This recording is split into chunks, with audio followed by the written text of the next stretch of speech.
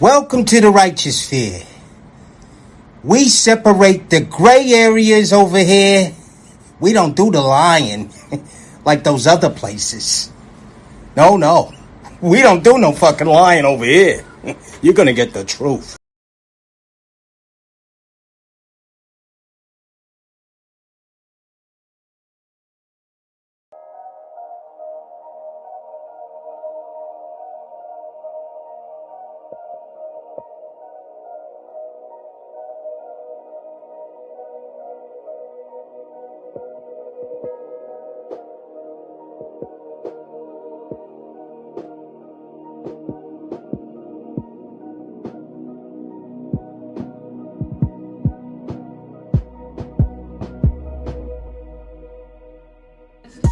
Hey, you a big grown hunk, 25, 30 years old, you blaming your mother and your father for your shortcomings? Don't you realize that you are now the master of your destiny? And if you as a grown person want to continue to blame the white man, blame your father, blame your mother, blame the educator. I had a bad teacher. I went to that dumb school over there. I was in reform school. I went to jail. I went to here.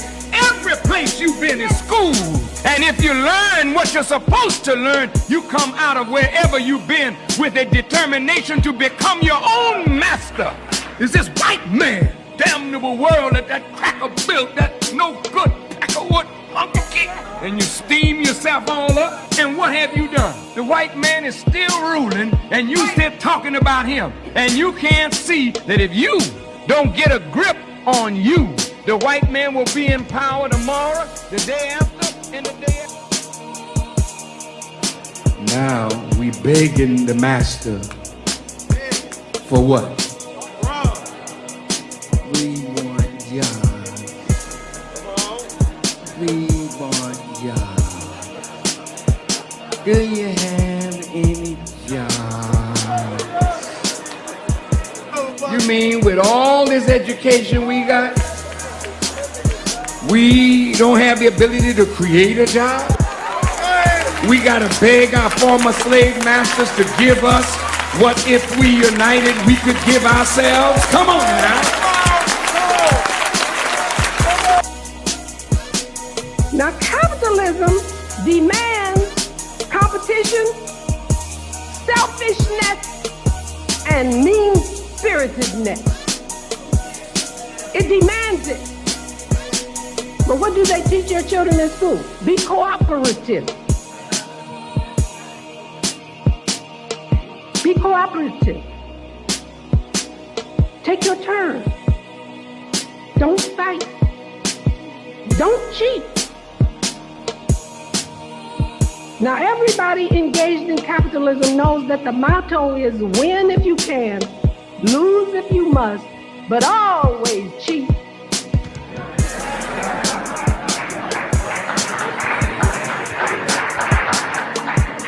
And what I'm trying to explain to you, ladies and gentlemen, is the real world that our children live in, not the ideal one that we want them to live in, not this wonderful world that we pray that will come here one day, but the real world that they have to live in. You want to know why they're acting so crazy? You want to know why they're doing the things that they're doing? Because we have not prepared them to live in this real world. We have sent them through 12 years of school teaching them this dumb stuff that doesn't work, and when they go out and try to apply it and get killed for it, we are not there to help them through.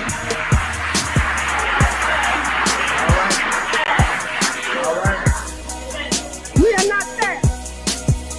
We fade away on them. Somewhere around about 9th grade, we start talking about I can't control him. I can't do nothing with him. Get out of my house if you don't do what I tell you to do. And we abandon them to the mean streets and then cry because they get murdered.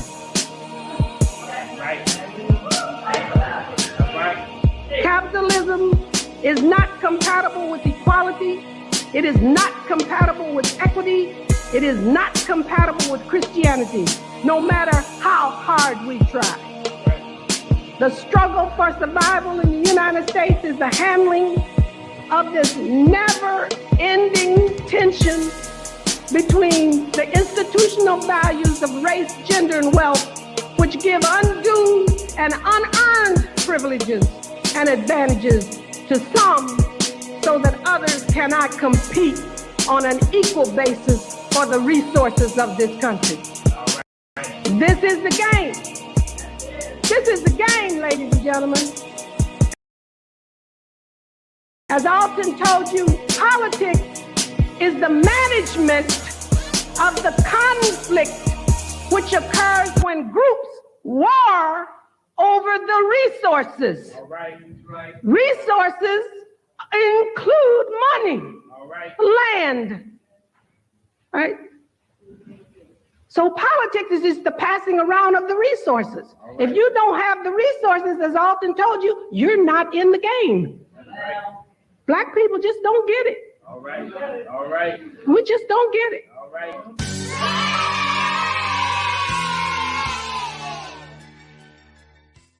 Zone out there in Arizona with the warm weather and shit got me hating. What's your last words, brother? Yes, sir. Short sleeves and shorts. Yeah. Man, this was a dope conversation, a dope live. Just a few things real quick. Salute to Mr. Goodbread, because Mr. Goodbread, he always be on point with the verses, yo. He be killing me when somebody say something and then they try to refute it, and then he come back with the exact verse and the scripture and everything. Yo, that's dope.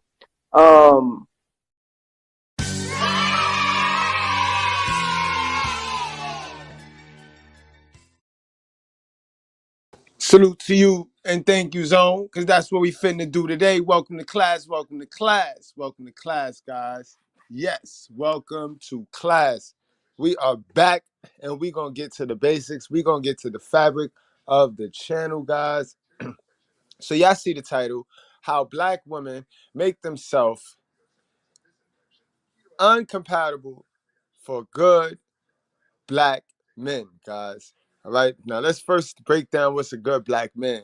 A good black man is a God-fearing man. A good black man is a man that have submitted to God and his purpose and himself. A good black man is a man who put himself first. Now, we know what the world say. The world paint this good black man to be a dummy. According to the ways of the world, the good black man is a puppet. He's a hell of a son. You know what I mean? You get what I'm saying? You get my drift? Guys, so today we finna dig deep like always, and I got a great biblical story to match with the reality, because that's all we do over here. So guys, wipe your feet on the like button. Keep in mind that we don't cater to any groups, gangs, communities, religions, feelings, emotions, races, people we like, none of that. We cater to the truth, we cater to common sense, and we do not complicate it, guys. We will not complicate it. So today we're going to talk about CRT, guys. For those of you that do not know CRT, that's abbreviation for critical race theory, guys. The critical race theory, and this is a touchy subject because a lot of people like to lie and eat crab legs. So anything where you got to stick to the truth now, stick to the truth and the facts. Anything that you got to stick to the truth and the facts can be ugly. This is why they tell you don't go in your first date mentioning politics and religion. And it's a reason why they tell you that, because you can't lie your way through those. At the end of the day, those facts through statistics gonna show. You know what I mean? So today, guys, I want you guys to learn how to have these conversations. You know what I mean? What is CRT, guys? Critical race theory. This is pretty much what divides the country. This is what divides our country. Our country makes the most money off of this. You know what I mean? Off of this CRT, guys. The critical race theory. You know what I mean? And initially, this started, guys. This critical race theory initially started back in the days. I'm gonna say, from my research, guys, 40 years ago, and as a response to civil rights. You know what I mean? So pretty much there were systems, guys. There were systems and laws set that put black people at the back end of things. You know what I mean? There was laws and systems was created due to those laws. So now when they took the laws away, somehow those systems that were designed off of those laws that put black people in the back end still remained. So CRT was supposed to be the tracking system. They were supposed to track these systems to see how, as a result of the systematic racism, like the effects of it. Nowadays, CRT though, guys, get lumped into this Black Lives Matter shit. And remember what I told you guys. It's all a template. It's all the same template. It's all one template, guys. All right. So now there's no way to avoid this conversation. No matter how you feel, no matter who you are in life, black, white, you're gonna somehow, some way, one day or another, gonna face this conversation, guys. You know what I mean? So I'm gonna give you guys at least seven ways to go into a conversation without looking stupid like most black folks that touch on this conversation. Because when you go into conversations like this, guys, one of the big things I need you guys to understand is seek the truth rather than defend a position. You know what I mean? A lot of black people, they defend this pride. You know what I mean? Again, pride came before the fall now. You know what I mean? They defend the position instead of seeking the truth. You know what I mean? If you defend the truth, then you'll be good. You can't sit there and defend a position. All right, so number one, guys, what I want y'all to understand about when you enter in these conversations, right? Embrace the discomfort, guys. You're gonna have to understand this. It's not gonna be comfortable. The truth is unattractive. The truth is uncomfortable, guys. So you're gonna have to know that this is gonna get nasty. This ain't your regular Michael Jordan and LeBron James conversation. This ain't your Tupac and Biggie conversation. No, this ain't a regular conversation. This conversation be having emotions and shit tied to it. Motherfuckers be attaching their emotions to these conversations. So you gonna have to first embrace the discomfort, guys. All right? Embrace it. Number two, guys, you gotta know the issues, bro. You guys be defending shit and again, prideful defending, team spirit. Y'all niggas get to the team spirit up under your arm and you'll go defending something and you don't even know the issues. You know what I mean? You have to do your research or you're going to be acting off your emotions because of the lack of knowledge. You know what I mean? When people lack knowledge, you ever seen somebody in an argument, the one that gets so emotional, 9 times out of 10, that nigga got the least amount of information. That nigga got the least amount of information.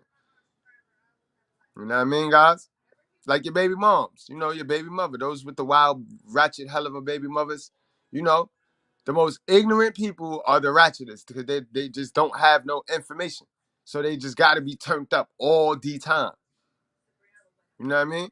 You know, your big homie, like your big homie, guys. You know, some of you guys got the big homie, the wild gorilla pimp nigga. You think he tough? You know, he's the dumbest person in your cipher, bro. He who lack knowledge going to try to overcompensate for some shit and look crazy in the end. Do the research, guys. Know the issues. People talk about this racism shit all day, all night, but they never talk about their parent. They never talk about poverty being 50% circumstance, 50% acceptance of those circumstances. They never talk about that. We talk about the system and the system, the CRT, you know what I mean? But we never talk about the actual issues, guys. All right. Number three, guys, you got to listen to the other side perspective, guys. You got to listen to the other side's perspective, guys. Come up out your feelings and understand. Try to understand what the other person is saying, because all they're saying is they're displaying their experience. And you niggas be wronging people for their experience. If the person went through that, they went through that. Like when I'm here talking to women and they're telling me ain't no good men, I already automatically know from their perspective that they're a person who did not meet a single great dude. To them, that don't mean she's wrong for saying that. I mean, she's dumb, but according to her experience, she have not met any great dudes. That she's right. She's right. You know what I mean? You get what I'm saying? So you gotta embrace the other person's perspective. Listen to their perspective, bro. Number 4, get clarity. You know what I mean? Don't just go listening to them, because you'll turn some shit, you'll turn some shit that a person say into what you wanted to say in these conversations. Guys, those of you that just now tuned in, we're talking about how to have these conversations, these racist conversations, you know what I mean? Because y'all call everything racist nowadays. How to have a CRT conversation, a critical race theory conversation, guys, to talk about it. You know what I mean? Being a black person, you can talk about white. Being a white person, you can talk about black, and it's not racism, guys. It's not. You're not a racist. You know what I mean? Get clarity, guys, so that you are clear on what the other person's perspective is. So you don't just go forming and assuming something that he said something and he ain't say that. Get clarity. That's what you converse for. You converse to get clarity. If you leave the conversation and you're confused, you're more confused than you are going in, then that wasn't a healthy conversation. That wasn't a good conversation. That was a waste of time. You know what I mean? Number 5, guys. This is key, guys. Remember the real enemy, all right? Because niggas get caught up in these conversations and these debates and these arguments, and the motherfucking enemy be sitting there looking out from the side at your ass, because that's what the enemy job is to do. The enemy job is to divide and conquer, dummy. You know what I mean? Like, look, for example, I take myself for example. This is why on the Brutally Honest, we gave him up to 4 episodes of the emotions on that emotion out of our 27, because I kept my eye on the prize. I know who the enemy is. So the enemy is to sit there and watch me kill this boy World Class, when World Class is not really the enemy. He not the enemy. He may be the enemy's helper. But at the end of the day, the enemy, guys, is Satan. And Satan have his little helpers. But his little helpers is not the enemy all the way. So if you distract yourself killing his little enemies, you gonna miss the big fish, bro. You gonna miss the big fish. So remember that, guys. Motherfuckers that have you arguing with the little body, with the nobody, and the enemy watching, the enemy on his 4th bucket of popcorn. That's the enemy, guys. Remember, Satan is our enemy. This is a biblical war. It's good versus evil, bro.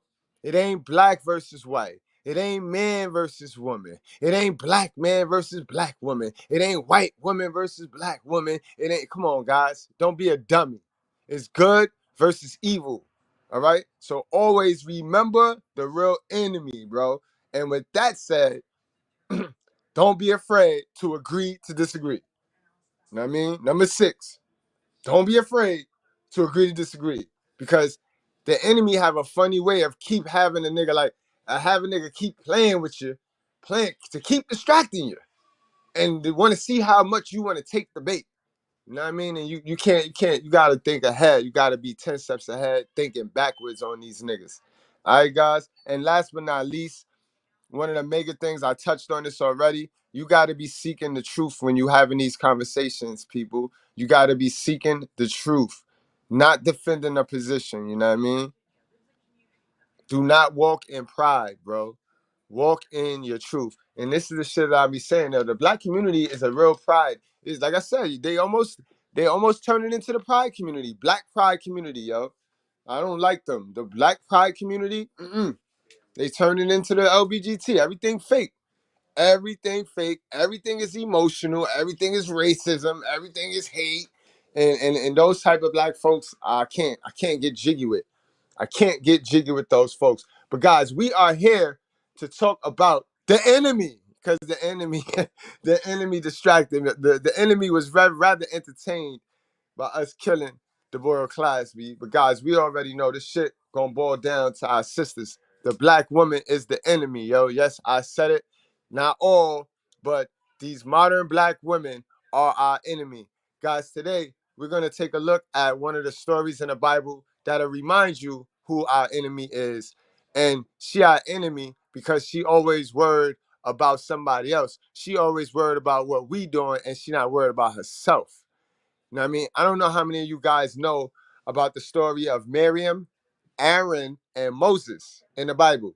You know, because that's all we do over here. All we do is take the facts, because the Bible is the truth. The Bible is no gray area. That's the experience. That's the fact. It's going to tell you what happened, why it happened, and then what's the consequences of it happening. And we're going to talk about that story today, guys. You know what I mean? We're going to talk about that story today. So without any further ado, let's get into that story, and then you're going to see how I relate that to real life and how I relate that to black women who just hate to see a black man with a white woman. You know what I mean, guys? Are you see where I'm going? I hope I ain't miss you. I hope I ain't lose you right here, because you have a lot of black women in our community that want to use the Black Lives Matter template.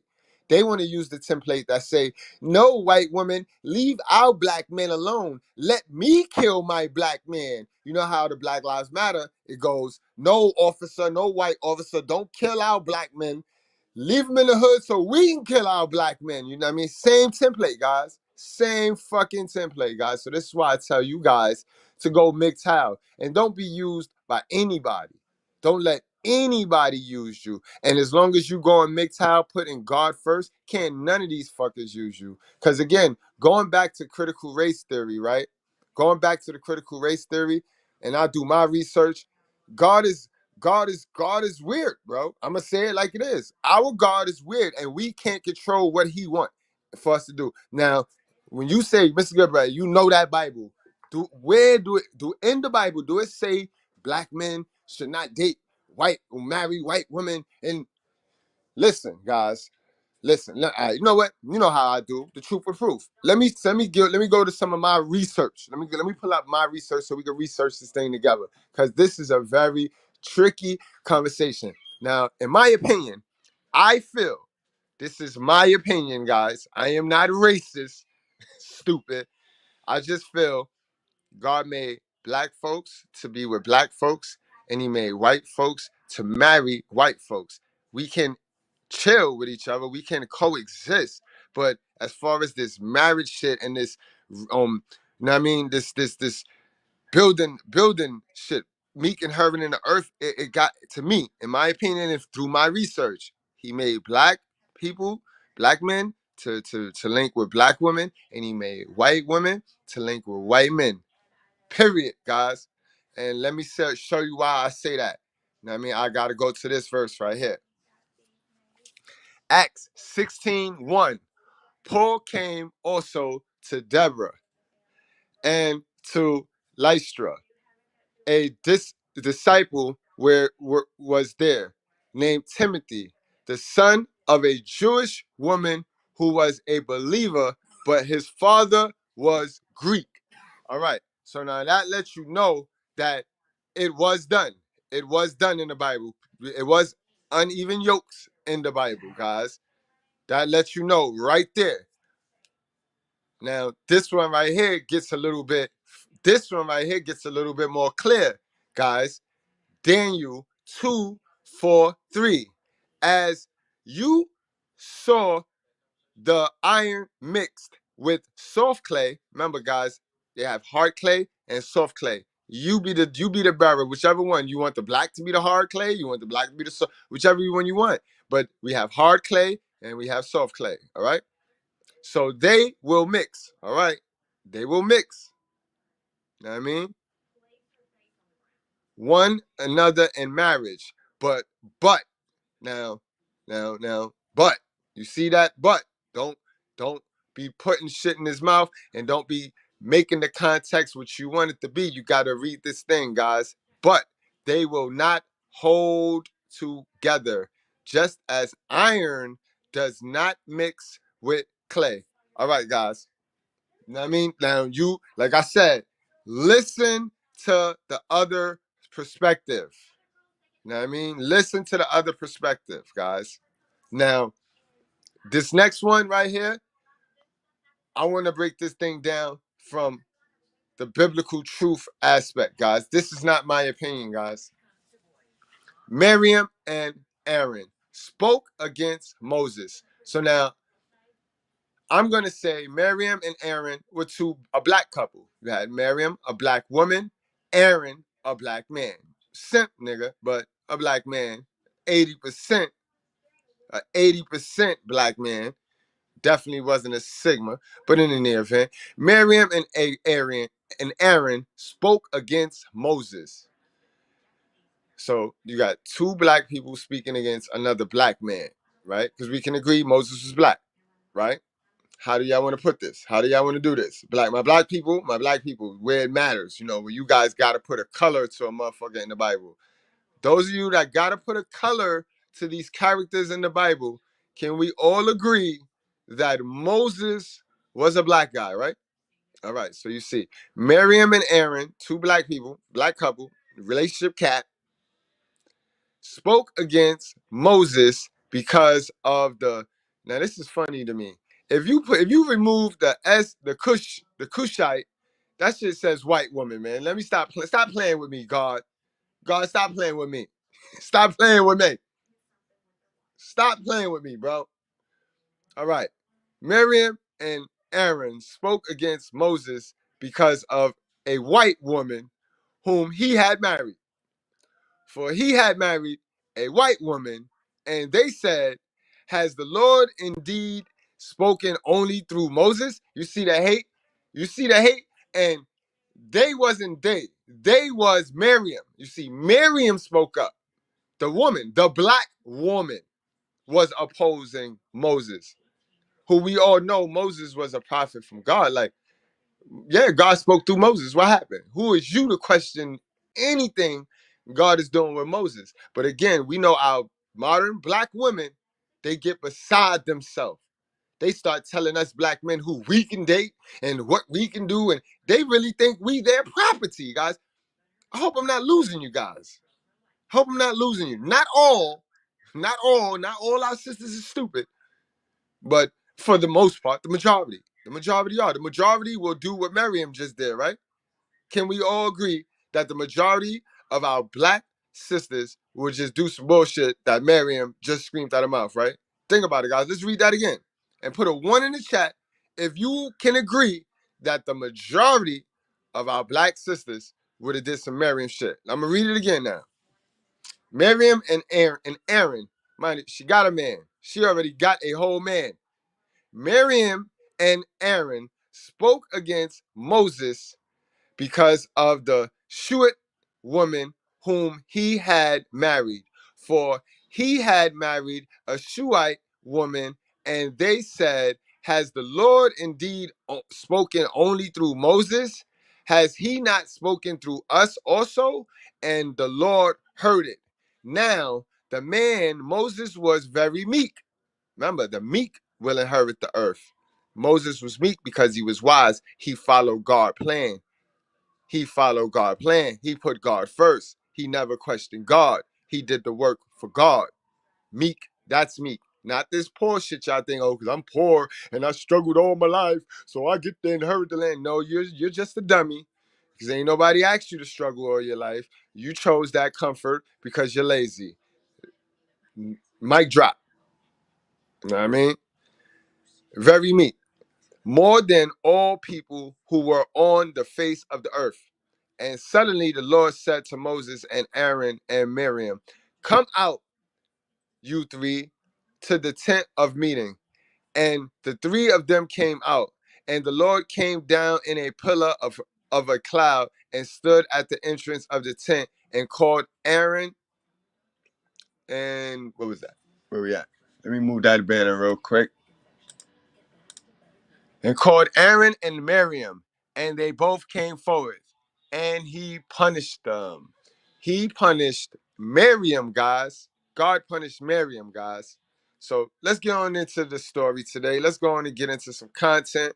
Now, I mean, I done went on for my 30 minutes intro already, so y'all done stayed, bared with me for the 30. Now let's get on into it. Now, I mean, I want you guys to see how our sisters just get beside themselves. Fair use, fair use. This is for educational purposes only. Commentary is done by yours truly, Mr. Goodbread. And guys, keep in mind, Ricky Lake been off the air for a while. So a lot of the women that are going to be commenting in this video raised a chick that's probably 20 something already by now. You know what I mean? So just to keep, just so that you know the level of mindsets and the ignorance that's out here now, that's amongst us. And it started from way back then, guys. Way back then. Doubled in the past 12 years. Yet not everyone welcomes this increase. Our first guests today are black women who are incensed when they see a black man with a white woman. Lisa says she is sick and tired of white women who steal black men. All right, guys, keep in mind, don't lose sight of the story. Don't lose sight of the Miriam, Aaron, and Moses story, which we will go in depth into that after this. I just wanted to bring the Bible, the biblical truth, to reality, to real life. All right, now? Now, Miriam, remember, Miriam was bold enough to just speak up, speak out, because Moses married a Shuite woman. Wink, wink. Tamika says black women need to be strong and assertive. And also joining us is Cheryl. Cheryl says young Africans should not date interracially if they respected their history. Thank you for being here. Now, why do you feel that white women should not date black men? I want to ask each of you. I'll start with you, Cheryl. It is not conducive to the African male's race to date a Caucasian woman, given the history we have been through for 400 plus some odd years and what we're presently going through now, the degradation and the abuse from Caucasian people. I do not know why they would want to continue to self-indulge in a narcissistic, sadistic, environment to themselves as to dating a Caucasian. Also, guys, keep in mind the Black Lives Matter template. No, Mr. Officer, don't kill my black man. Let me kill my black man. This is all they fighting for. They fighting for possession of the slaves. Who is the slaves, you ask, Mr. Goodbread? Us black men, us white men. We are the slaves. Caucasian woman. They're not going to benefit from it, but getting themselves into a lot of danger. Okay, Tamika, what do you think? Well, the women that I know of my generation, there aren't a whole lot of black men out there that we assume are eligible. So I think white women who date black men are taking our men from us. And in order for us to deal in our community to effect a change, starting from the nuclear family, we've got to have a brother and a sister working on that. Why do you think that there aren't enough black men to go around? Well, now we all know the realities. You know, we know about prison, we know about drugs, we know about gang warfare. We also know about homosexuality. Those are realities that we can't dismiss. Those are all pushed agendas. None of that shit is real. None of that shit she just mentioned is true, is facts. We done broke those things down on several videos over here. We done showed the stats showing since 1980. You know what I mean? Before this video, because this 90s right here, guys. This is the 90s. So we've shown stats since 1980, you know what I mean, where men incarceration, black men incarceration have gone way down. Women have risen. So all of this is cap. We also showed where women was on more drugs than a motherfucker. Black women was on more drugs than a motherfucker. It showed, guys. This is why they lost their kids. You see, they like to talk about shit that the man went through, that white government zaddy taught them that the man went through. But while government zaddy was programming them on what he needed them to believe about the man, they lost sight of what actually was going down with them. And while we have so many babies running around here with no identity, don't know who they are. You know what I mean? You had the women on drugs who were the carriers of these babies. You know what I mean? We got a whole era. These kids shooting right now, these are the crack babies. These niggas are the products of having crack in their system, bro. But we talk about the black man going to jail during the 80s. But the black man, he gave you the seed. And how did the fucking crack get in the seed now, sis? Why is these kids so disturbed, sis? That means you smoke some crack too, sis. So we cannot blame everything on the man in this wicked system that was done to both of us. You know what I mean? So how did you get up out this system unscathed and just well enough to tell a black man or any man or white woman what the fuck they should do and what can they do. Miriam, guys. This is that Miriam energy, bro. And this is why God, for 7 days, struck her with leprosy, I think. We're going to get into it, but he's punished her because this is wicked, yo. Mind your business. So of the black men that are still walking the streets that the sisters have a chance to deal with, you know, if a white woman is batting her eye instead of dealing with someone in her own race, then we have a problem. Mm-hmm. What are we supposed to do? Mm-hmm. Caucasian people have put most of our people in jail and incarcerated them anyway. Don't you think that's a little bit of a generalization? No. In terms of what? No. All white people are responsible for black men being in jail? At least 95% of them. I'm not saying that. Wow. Now, white people is responsible for black people going to jail when it's the black on black crime. That's the problem. You see what I mean? Again, when you go into these conversations, you see how stupid you look when you don't know the issues, you haven't done any of the research, and when you seek to defend a position, they're seeking to defend this black woman is God position when there's no truth in that. There's no truth in the position that they defend. The truth is in the opposite. The truth is in what they're fighting against. Sad shit, yo. But this, again, guys, is why they make themselves incompatible to real men. Real men who got emotional intelligence. Real men, not Aaron. Because remember, Miriam, she was able to be with Aaron and do whatever she wanted. And that's why he was punished a little taste, too. He had to wear that L, too. White people, no. Where is that statistic coming from? Please, don't get me wrong. I'm not saying that white people are responsible for incarcerating black Cheryl men. said that. Cheryl said that 95%. They don't have anything to do with what Cheryl said. I did not say that. However, what I am saying is that there are brothers in jail. And the reality of that is there are a lot of sisters running around here outside who don't have anybody to deal with. Sis, this 2023, your sisters prefer a nigga locked up. Your sisters is sending more jail mail than a little bit. So what are you talking about? What are you talking about, sis? We talking about reality, not what you want it to be. We talking about the facts. It is a fact that your sisterhood will rather talk to a jail inmate because he got a mouthpiece and he says all the things that make you ladies feel good, and then you ain't got to deal with him. When you hang up, you get to go be a hoe. So cut it out. Y'all prefer jailbait. Y'all get to have that phone sex, get that free attention, and you ain't got to keep them.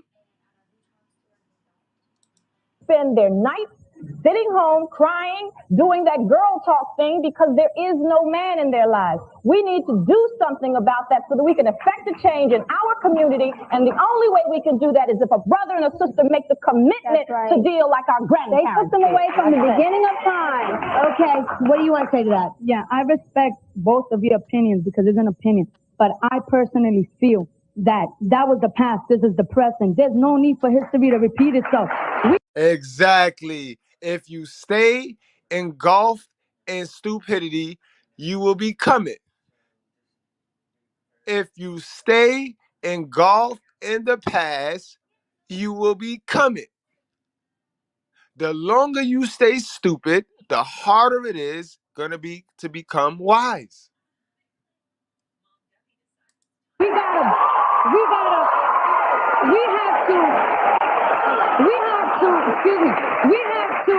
have to let go of the past. Mind you, is that Rosie Perez? Is that you? She's not even white, y'all. She's Spanish. She's Hispanic, Latina. Like, come on, guys. Like, this is what I mean. You got to know your facts before you start popping off at the mouth. Miriam. We're going to call y'all Miriam for today. That's the word of the day, Miriam. In order to make the future brighter and better. If we keep on holding on to what happened then, we're not going to move forward. We're just going to keep going back. We need to break the chain, be realistic, and stop being ignorant, period. And I want y'all to look, guys. Look at the three on the. Those are your three style of black women, yo. You got your fake stud. You got your simp stud up there. Then you got your Miss Independent in the purple. You know what I mean? And this one right here, you could tell she mismanagement. She mismanagement. She just dumb.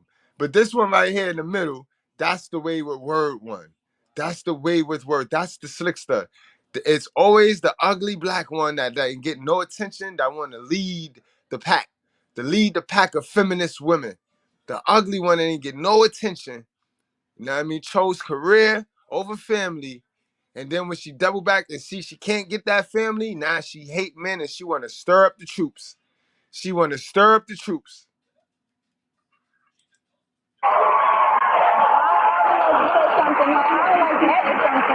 Excuse me, Tamika, I want to hear Lisa, why do you feel that white women should not date black men? Because there's not enough strong black men out there, you know, and the white women are taking half of our black men. You know, and I feel, how can a black man... Wait, I need to respond to what the sister said. First of all, you have to understand nobody got here just today.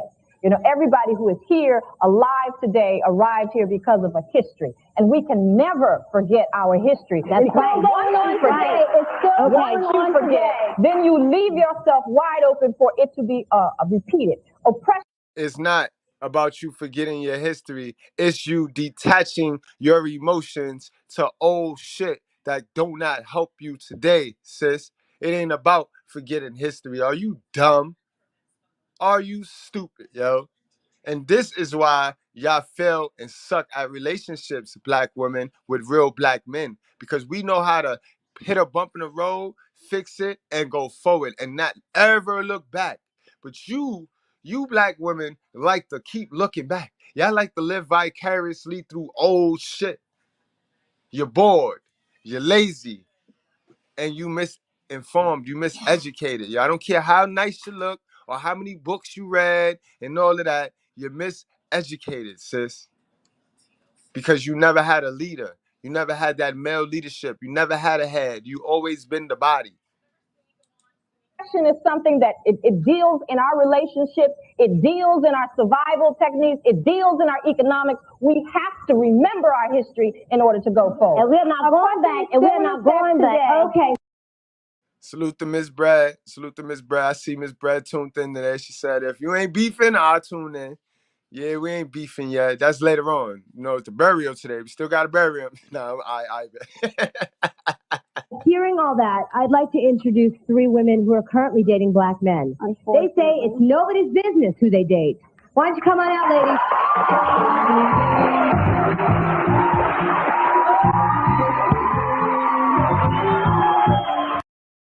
Oh, it's about to get ugly. It's about to get ugly, BT. I ain't watched the whole thing now. Okay, we in for it. Face to face. And see, this is what the internet need to do this. We need to get some panels where we have some white breads and we have our sisters and y'all talk about some things. Y'all come to some mutual understanding. You know what I mean? Y'all embrace the discomfort in this conversation. But please keep it respectful and please remember who the enemy is, because white women ain't the enemy. Now, Satan the enemy. Satan live in all of y'all women, in all of y'all. So don't be mad at her devil because she better than your devil. But the devil is the devil. Now, y'all had that conversation, sisters. Us men gonna leave y'all to have that conversation.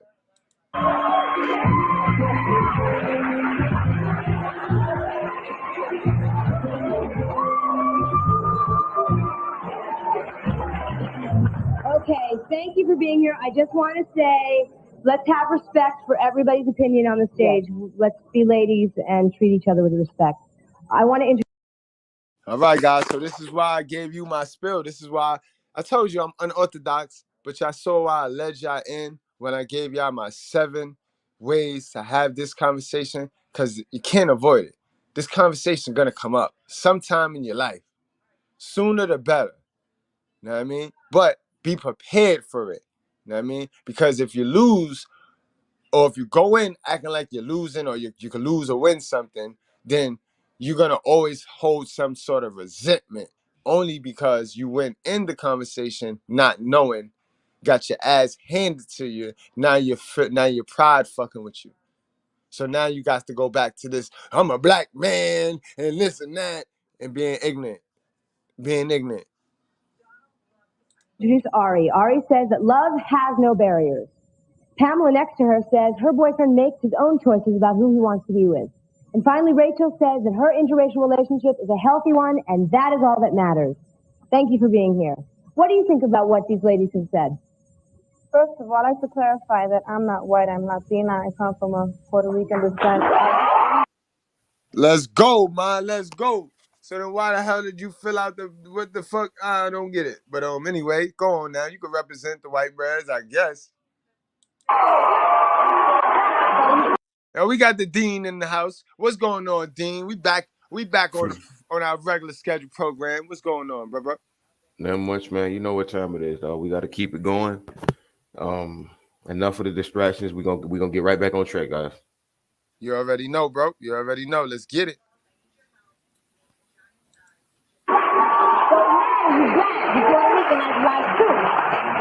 But do you have a problem with that? No, she's not white. She's not white. She's Puerto Rican. That's black, okay, to begin with. She's selling out like she's white. She's selling out, first of all. I don't even know why she's she says that I'm black, but when people look at me, they see me as a color. They're not looking at me as for my culture. Okay? Thank you. So you look white. So you look white. To you, I look white. Yeah, you do look white. And to me, color's not an issue. Look how ignorant lady is. Look how ignorant the stem side is. Okay, you see her? She look like a fucking man, yo. Shit, you look white. You look white. She look just like a fucking. You don't look like a lady. How about that? And then you got that wig on. You got Becky wig on and shit. You know what I mean? How about walking hypocrite? Right. How about you don't look like a fucking lady? You don't look like a female. Fuck black or white. You don't look like a bitch. Right. Good observation. I don't know why it upsets her so much that I am involved with a black man. That's my choice. And maybe if you would take time to find out why is that you're so upset that we are dating black men. Because what you have that I don't have, why my black brother got to go to you? What's the matter with me? I look good. What's the matter with you? Hold on. Pause it. What's the matter with you? There you go. Okay? That's what you asked me? You heard her. The jealousy. What you got that I don't got? A lot. How about a motherfucking attitude? Real hair, a modest attitude, doesn't look masculine. And if we want to go there, we could go there. You probably on Section 8. You probably got children out of wedlock. You probably act like Shanae. You probably act like you straight out the hood. You're probably way too masculine. You're probably way too ratchet. But let me say it good, Brad. They're going to kick my ass. They're going to kick my ass because I'm saying all this. No, it's a fact. It's the truth. Remember, when we have these conversations, we are seeking the truth rather than defending a position. And I like black women. You know, I got a whole black woman. I got 2 black daughters. My mother black. So don't try to play like if, you know what I mean, we supposed to hold this position that women are just angelic. No, that's bullshit. Right. But for the most part, you can already tell why you ain't got no man, sis. You can already tell why a black man would choose the other lady than you. The fuck?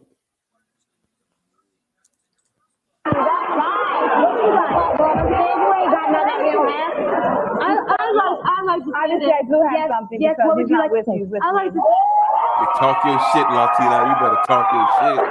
You can sit in the crack and you got like okay. I would say that there's also not as many good black women to go around to the black men, first of all.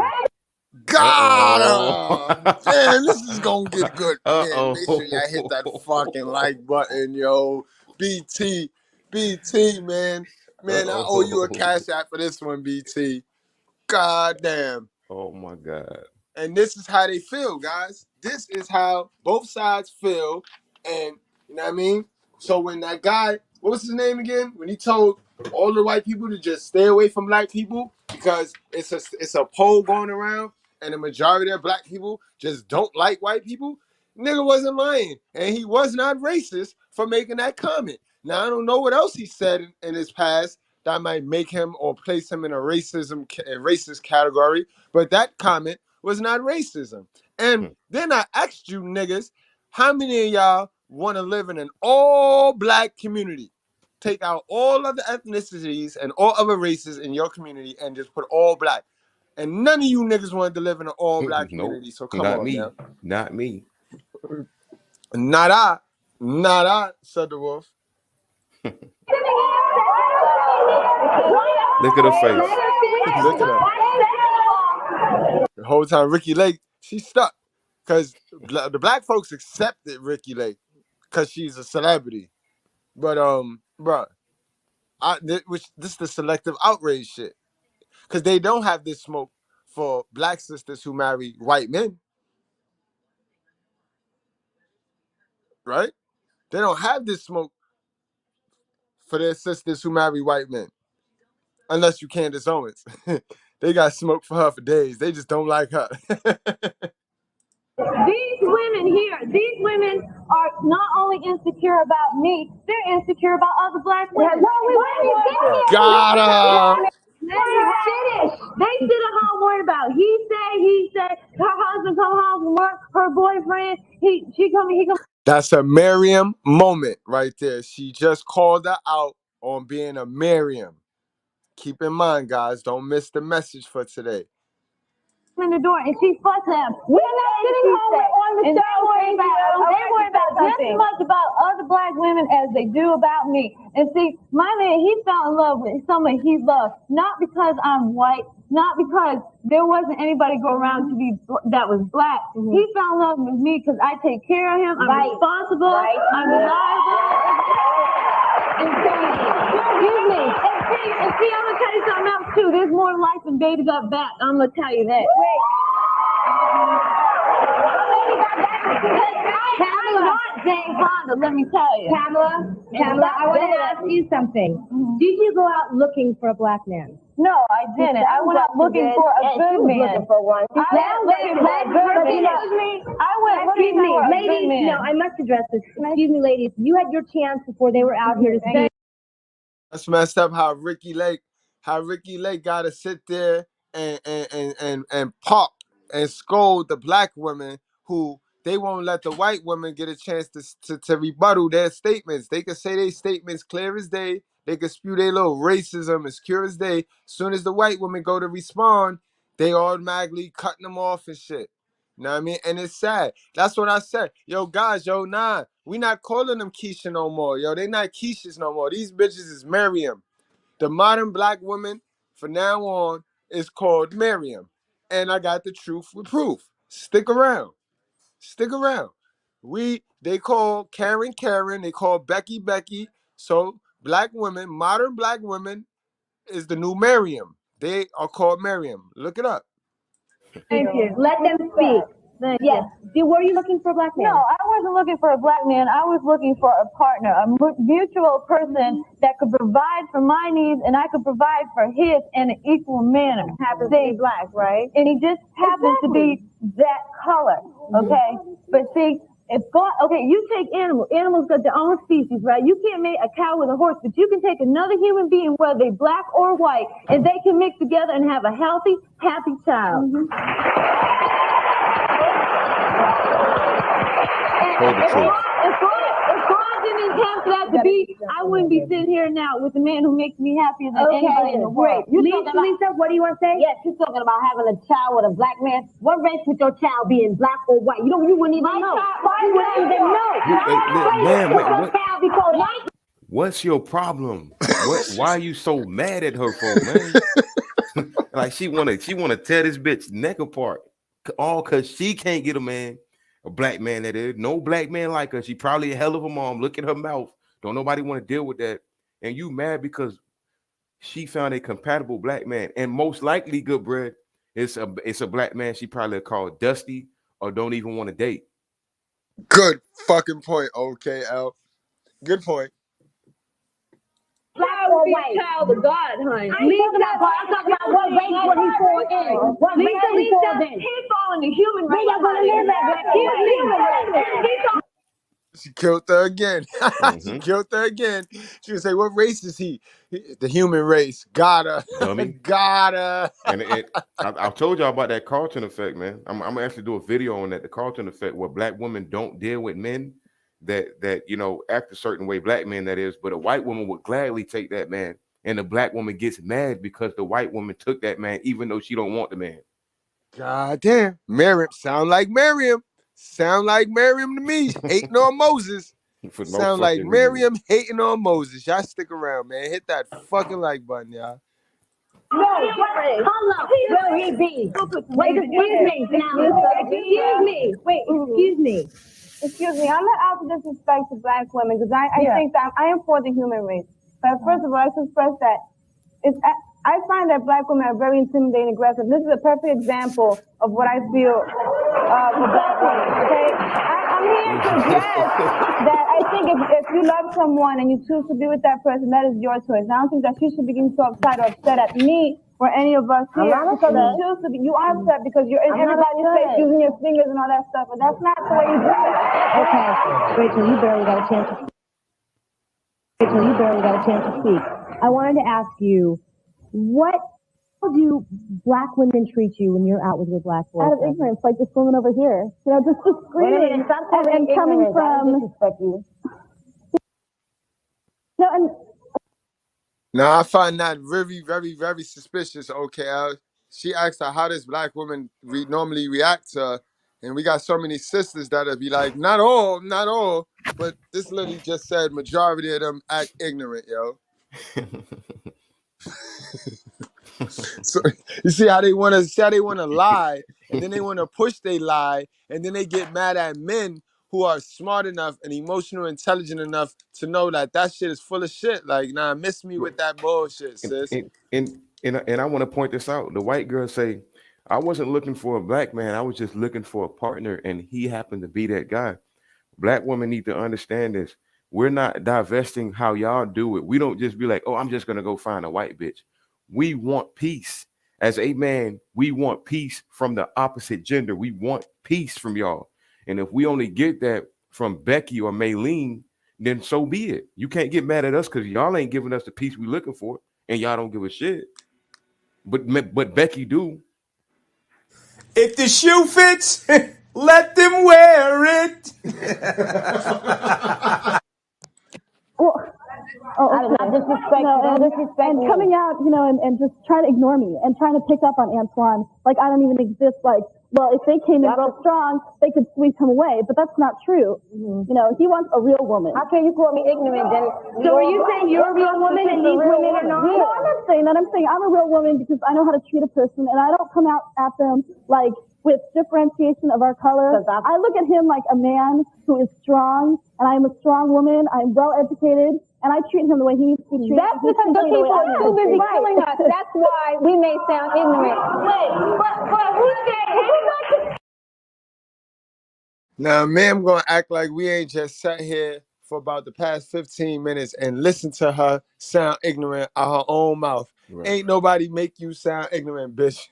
Right. You sound ignorant because the lack of knowledge and understanding of what you're talking about. Right. That's why you sound ignorant, ma'am. You didn't do your research before you jumped on this panel to get the attention.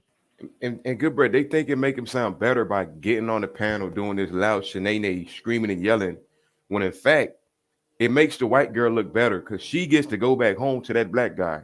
You got to go back home and pull that wig off and get mad why the black guy don't want you.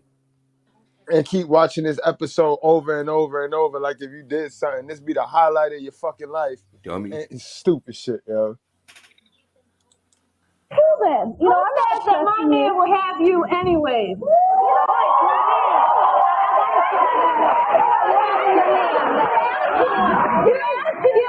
Excuse me, I'm not talking about having your man. I already have a man. I'm talking about your race killing my people for 400 plus years. That's what I'm talking about. Yes. You don't even know how to teach my people their culture and their heritage and their history. Cheryl, no. Wait a minute. I want to respond to what you said. Yes, it's true that slavery existed hundreds of years ago. It still does now. Where does it exist? You go outside. You walk down any street. You see the brother holding up a corner. But isn't that because you're trying to segregate? But we can't wait a minute. We can't forget what happened. We cannot forget what happened. Back news. I'm saying yes, everybody's doing their thing, inspiration and all that stuff like that. But I'm saying You still taking our black men from us. You know what I'm saying? Y'all got your white men take their own white men. Why you going with our black men? We must have got something that y'all like, because y'all taking our men from us. And we are strong black women. When if everybody in the world was exactly like it'd be a mighty doggone boring world. You know, we have something to offer to each other because we have something to learn from each other. I can take his values, he can take mine. We can make it one. So, okay, we just get a comment here. Then what do you feel about Martin Luther King when he said he sees all?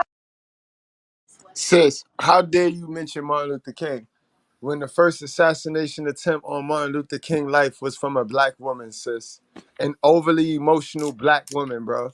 So how dare you then try to see, this is what I mean by not doing the research. That was the worst name that you could use, sis, in an argument about this. That was dumb. Again, who made you say that? Who made her Ignorant. say that, okay? What made her? She's stupid. That's why she said it. She don't got a leg to stand on in this argument. So now she gonna remember. I told you they playbook racism. When this don't work, I'm gonna just go to race. Can't make this shit up, bro. Miriam. That's y'all new name. I like that. That fits y'all. If the shoe fits. If the shoe fits, let them wear it. Y'all hit the like button, man. Okay, we're going to bed together. Yes, well, that's just a friend benefit, huh? Excuse me. I think the biggest problem we're facing here is that you're treating men like they're some kind of possession that you can own and you can get. Right. Bingo. And that's Brother White Bread. Brother White Bread, I'm looking at the shit too like that, Brother White Bread. Like, yo, bro. And notice what he said. No, my bad. I didn't mean to cut you off, Good Bread. My bad. Get in there. Notice what he said. He said you're treating men like they're objects. So now the white bread, this forget race. This is female and male nature. He breaking down right now. Here's a man looking at a black woman. Forget that she's black. He's looking at a woman treat a man like an object. So his male instinct that he don't like that. Forget black or white. He don't like it as a male. Again, why you think black women are the least desired? Because of this same attitude. Because of this. And how long ago this was? Like a decade, 2 decades ago. This is 95. This is heyday. This is heyday Ricky Lake, 95, yo. Shit. Almost 20 years ago. That's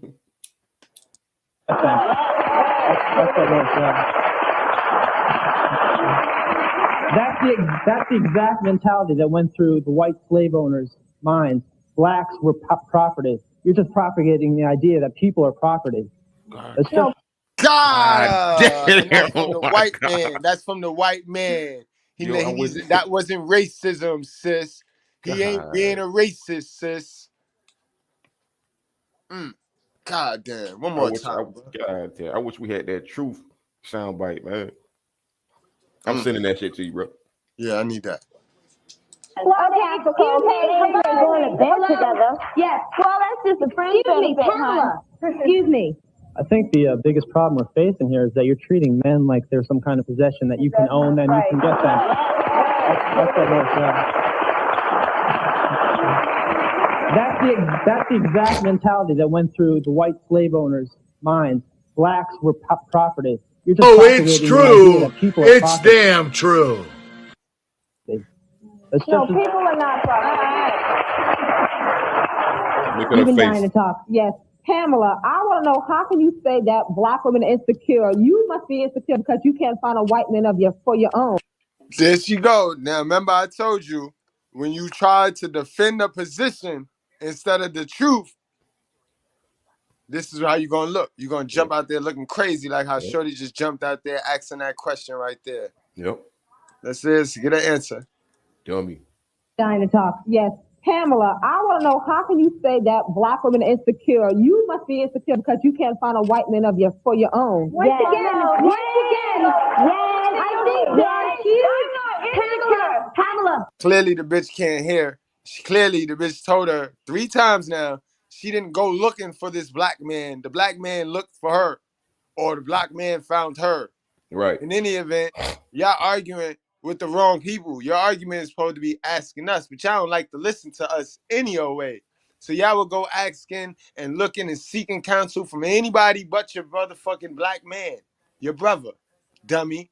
When you could just ask us, and you could have just asked us everything you asking these women, and we would have gave you the answer. I think there are huge generalizations being spoken here today. They're not generalizations. They're happening now. They're happening now. If I was insecure, I'd be afraid to walk down the street with a black man. But see, I'm secure with what I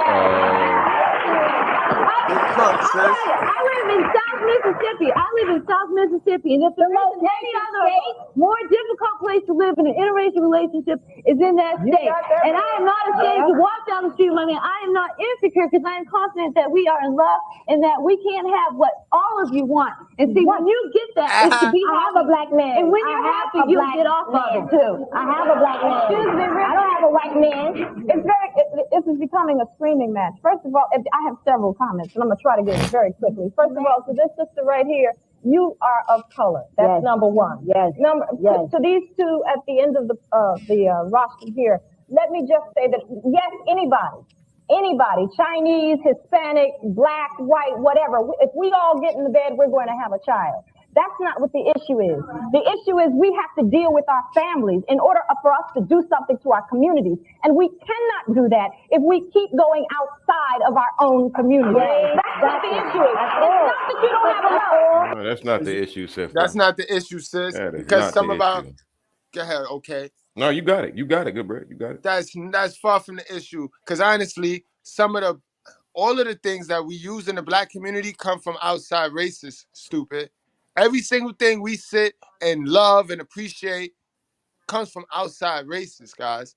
We rarely produce anything in our own community, guys. That's right. Let's keep it real. We're not talking about rapping. Fuck the rappers. Fuck the basketball players.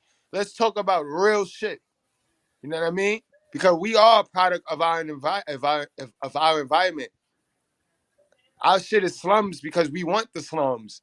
We don't want bookstores in our neighborhood because if we wanted it, they'd put it in there because we spend our money on books. Right. Anything we gonna spend our money on, best believe the white man gonna put in our community. That's how you know the communities that be talking and capping from the ones that really want shit done. Right. And she want to speak on we have to stick to our communities. Word to they wigs. Y'all need to stick to y'all community when it comes to that. Because as you can see, most black women, look in the audience, look at the people that's speaking, most of them wear Becky wigs. Most of them acquiesce to the white culture. So they don't see a problem with that, but you see a problem with Becky having sex with the black man. Great point. If we gonna talk about culture, let's talk about it fully. Let's not talk about it in a condescending, jealous way where this fair-skinned woman got a black man and she's treating him right. She's happy. He's happy. Stop hating. It sounds like y'all hating more so than actually want to resolve a problem, because the problem is not just black men going to go have sex with Becky. That's not our biggest issue. Okay? Because first of all, that's a minority. A minority of black men date outside their race. Most black men marry, have children, and date black women. The core of the issue is the black woman not wanting to acquiesce to what the black man wants. So here she is arguing with Becky, but she won't sit there and have this same conversation with a black man. Exactly. She won't. Excuse me, let me finish. Thank you very much. It's not that you don't love your man and that he loves you.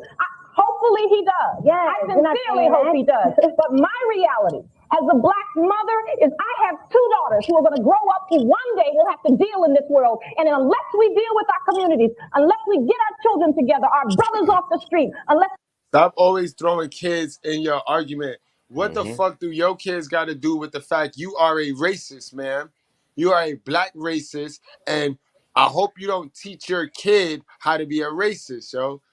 When your kid grow up, who your kid choose to have a family with is their choice, not yours. Again, let's go back to what he just said about who told y'all that the kids and the men are your property, sis, in this wicked and evil gynocracy. Y'all just tell all on yourself. You're too controlling, black women, and that's what make y'all incompatible with a good black man, because we control ourselves. You know what I mean? We put God first. God the only person that fit to control us. Ain't no woman gonna control us. So yeah, you might be compatible with black men, but you ain't compatible with a good black man. Yeah, you might be able to puppet master a weak hell of a son, but you not fitting a puppet master no alpha male who gonna sit you up like a princess. You're not. You're not, sis. And you're not gonna shame us men into doing that either. Cause honestly, us men with some sense, we ain't fuck with none of y'all bitches. The white ones, the black ones, we gonna make time, bro. We gonna see what God tell us to do. We gonna wait for the woman that God sent us. That's the woman, cause we gonna know that's the right one. You know what I mean? We ain't forcing nothing on nothing. Us MGTOW, Sigma males, alphas, we ain't forcing nothing on nothing. We gonna be on our purpose until God send us who he want us to rock out with. And that's how that's gonna work. Cause we see what it is. Y'all over here fighting over custody. Y'all fighting over custody. You got white women, black women fighting over custody. And we in the middle of the shit. We don't get to say nothing. All we get to do is buy, purchase. You don't say nothing. You shut the fuck up. Just purchase. Nah, man. MGTOW, guys. MGTOW. Too many Miriams, too many Karens. MGTOW, bro. we do something constructive, then there's not going to be a world for my daughters to live in. And I am opposed to you taking the brothers that we need to build something up. But see, How much you gonna make a bet? This was in 1995, so her daughter should be like 20-something by now, right? How much you make a bet her daughter got a fans only? Right. How much you gonna make a bet? It's big, baby. Her daughter got a fans only account in 2023. And y'all black women, stop saying that Becky is taking us. Ain't nobody taking us. That's not what's happening. Cut it out. Separating your own community from society, and in order for society to work together as a whole, they've got to work together as a whole. You got to recognize where you are. You got to recognize where you are. You got to recognize where you are. Tamika, excuse me. America. Tamika, regime other than South Africa. Excuse me. I was very generous in letting you, speak everything you needed to say, but we need to hear other people as well. There are very few. Right, yo. Right, Ricky, look, I got you, Ricky. Like, this is what you wanted to tell her, right? You wanted to tell her. Settle down. Come on, calm down. Relax. You're getting a little out of order here. I don't know, African Americans in this country that are 100% African American. Absolutely. So I'm trying to understand. You were so passionate about this. I am passionate about doing something to our communities. I don't have a problem with black men marrying. So if you passionate about doing something for the black community, raise your fucking kids right. Really raise your kid, bro. And that comes with not talking so much, because you ain't supposed to be talking to teach. You teach, you ladies, you modern black women teach by actions. You know what I mean? Teach by actions. If you want the house clean, don't come in yelling, screaming, directing orders. Come in picking up the garbage. And watch how your house follows suit. That's y'all magic power. That's how y'all lead. Y'all gonna lose a lot opening your mouth. Opening your big fat mouth. Because y'all know very little, and especially according to the word of God. Y'all spend your whole life running from the word of God, but then you always so opinionated. But then you hate criticism. You hate criticism, but you're so opinionated. Make it make sense, sister. White women. If that's what they want to do, we're going to have to become. I have a problem with. We're going to have to become more tolerant of one another. Okay, my concern, however, is us dealing with the reality of our children. You talked about having a little child. You and your Antoine, right? No, I was Antoine. You're Antoine. Somebody. Hater. Okay. You sound like a hater. When you have this child. Sound like a hater. That was a shaming technique. That was shaming. What kinds of things can you teach this mulatto child? Yes. What can you teach them about their culture? And then That's the thing. Y'all always want to make shit about a culture. Well, we gonna teach him the word of God. We gonna teach where does she teach him the word of God? Because that's multicultural right there. You know what I mean? That goes beyond all cultures right there. That is the truth. That is the meek that's gonna inherit the earth. Teach them about God, sis. What happened? Because y'all don't teach black kids about God. They didn't teach me about God. I had to go find out God on my own. They taught me about Sky Zaddy, some shit, some Jesus Christ figure that they was doing in the church that they was taking me to. But they didn't teach me about God. I taught myself about God through the Bible, through the book. You know what I mean? Through his book. So I hope that's what you're talking about, sis. I hope you teach the black kids the word of God. That's the only answer. Second question to you is everybody has arguments. Everybody disagrees. I know my husband and I do. Yeah. When you have an argument, does it ever become racial? Does he become a no good nigga? And do you become a white folk? Yes. Now that's what she should have been to that. That's where number 4, when I said get clarity. Because you got questions, you got little questions. You ask your questions instead of attacking people. Ask. And she will give you the information. She will fill the gap. It's be information gaps. And then she perpetuated that black woman attitude. Does he become a no good nigga? Right, because that's what you do. That's what they do. See, remember I said, don't do that to my black man. Let me do that to my black man. It's That's a template. Right. That's right. That's right. Does he become a no good? You telling a white girl, does Antoine, her black man, become a no good nigga? Okay, I get you, black woman. I got you. Argument, does it ever become racial? Does he become a no good nigga? And do you become a white folk? Yes. Wait a minute. No, I need to take a break. I need to take a break. All right, Tamika, we got to take a break. I just want to say, can't we all understand each other's cultures? And I don't understand the difference. I don't understand the difference between a Hispanic being a black man with a black man and a white woman being with a black man. I don't understand that. All right. When we come back, we'll find out why some black men choose interracial relationships. We'll be right back. Okay, so now we finally get to hear from the property.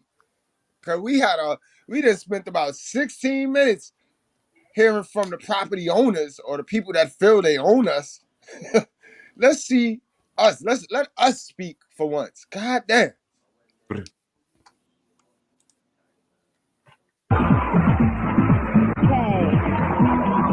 Hi, we're back. We've heard black women talking about why they're opposed to interracial dating, and we've heard from the white women who tell us why they think there's nothing wrong with it. Now let's meet the men who date these women and find out why black men date outside their race. Come on out, guys. Salute to my guys, my passport bros, Professor Max. Salute to my guy, Kings of Dreams and Dreams. You know what I mean? The real passport bros in the righteous fear. Salute to you guys. And my up and coming passport bros, you might want to zoom into this and you know what I mean?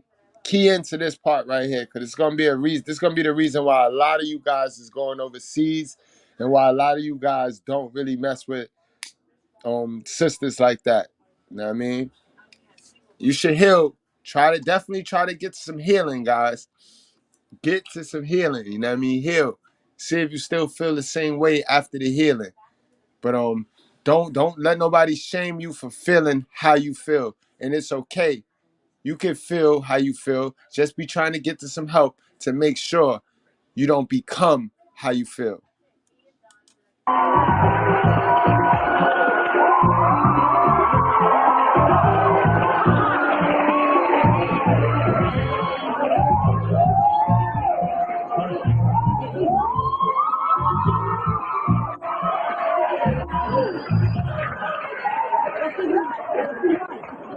Okay, let me officially introduce everyone. Ira says that if he had a choice, he would be with a black woman. But he fell in love with Ari, a light-skinned Hispanic woman, and he will never leave her.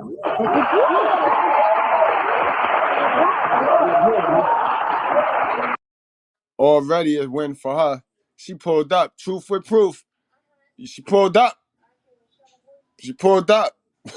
Truth with proof.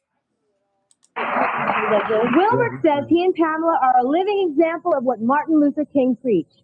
And Antoine says that despite the myth that when black men get rich, they choose white women, Rachel loves him rich or poor. Welcome, gentlemen.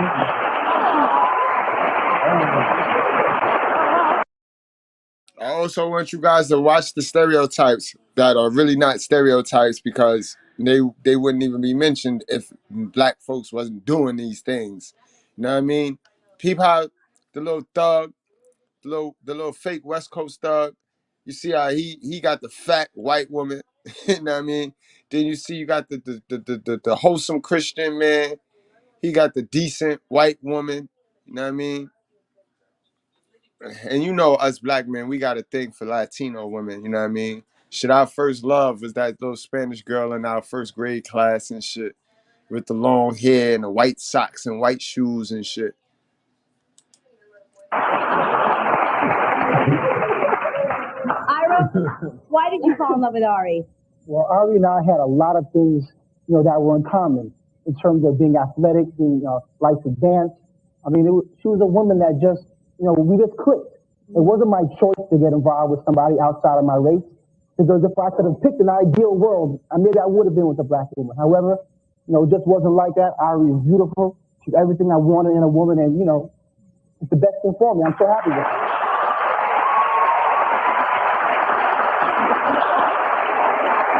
Antoine, what about you? When I met Rachel, it was like, we was friends at first, and then we got to know each other, and then it just turned into more than a friendship. Sold out. Did you think about the That is your prototypical relationship right there, yo. The little Pookie, the little Pookie with the fat white girl, bro. All my niggas from New York that left, and they went down south, got them a fat white girl. I be rolling. I be rolling. I be rolling. Problems that it might cause? So how can I say it? You sold out against your own life. You sold out. Trip, if I wasn't going with her, I still wouldn't go with you. You better let it be known. God damn. God damn. I guess he racist. He a coon. He a coon now. Yeah, cool, because he ain't pick you. Because he have a preference. If I wasn't going with her, I still wouldn't go with you.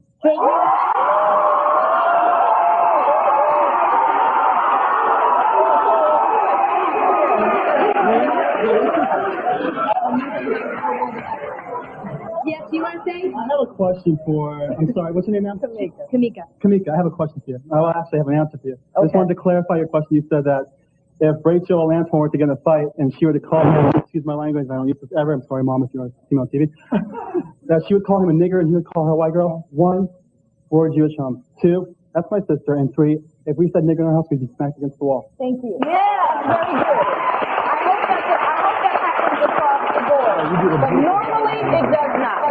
Antoine, how do black women treat your girlfriend when you're out with her? They don't, we never go through prejudice. Because where I'm from, it's like accepted. Where are you from? I'm from LA. Are you? Yeah. And every time black guys give Rachel something, they run off and get a white girl. Why? Why y'all run off and get a white girl? I'm not trying to go along those lines. You always do that. Wilbert, wait a minute. I'm not racist. I didn't say that I was racist. I didn't say racist. I said I'm not rich. Wait a minute. Let me quote one thing. I did not say that I was racist. I like white people, stuff like that. I'm just saying that I feel you bringing our black people down by selling out to a white girl. You going with a white girl, and it's me. But if I could bring down, wait a minute. Yes, I understand they fell. I'm saying that's cool and all that, but What's your take on that, bro? How, are you bringing down the black race by marrying out of the black race? No, like I said, it's a minority of black men doing this, and there's a reason why black men do this anyways. Black women have already given up on the black man. This is a product. Like in 1995, we already looking at a product of black women that called men scrubs and bums. I believe TLC came out with that song in the 90s. I don't want no scrub. Black women were having children out of wedlock. Black women took over the black community. They were in process of taking over the black community. Black men were being raised by black mothers. There's a lot that you got to talk about before you just sit there and say, oh, you just running away to the white woman. And again, I want to point out one more time, there's a minority of black men doing this. It's not a lot of black men doing this. It's a minority, a small percentage of black men going to date outside their race. But nonetheless, I don't think that's destroying the black community because these men are going outside having sex and making babies with white women or whatever. I'm still against that. You going with a white girl when there's beautiful black women out here that'll treat you the same way as she would. What kind of food can you at the club that I was at? Okay, I'm saying we go to you met at when I was out partying that night. Excuse me, I want to get to Wilbert. Wilbert has been saying things. How do you feel about black society? Our sisters love using that line. There's beautiful black women out here. Sisters.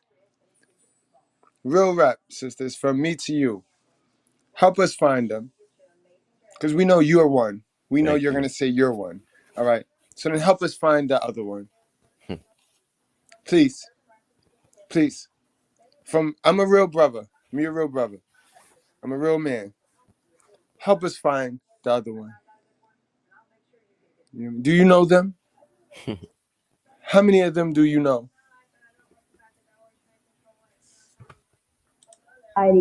Treating you differently because of your white girlfriend?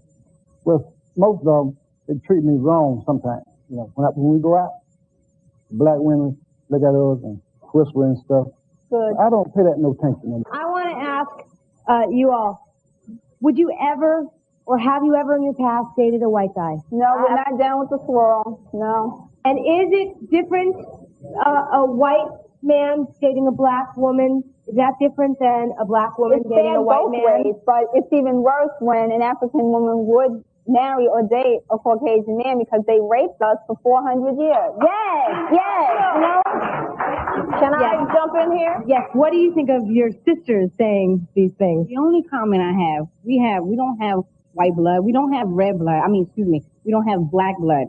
We're all one. God created us as one. And you're being very ethnocentric. I'm sorry. Thank you, sis. Thank you, sis.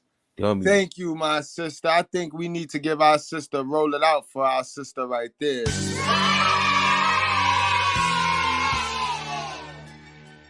Facts, yo. Facts. Like, what the fuck? Okay, this is what we're doing here? You're gonna pull the fucking race card on me. Don't go there. Don't give me the fucking race card right now.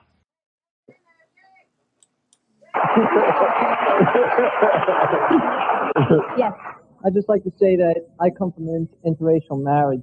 My parents, my mom's full Japanese, I'm half Japanese, and the rest is from all over the place. But I just want to say that, Kamika, you said that I would have a problem learning my culture. And I never had a problem because it was up to my parents to teach me my culture. You're segregating yourself.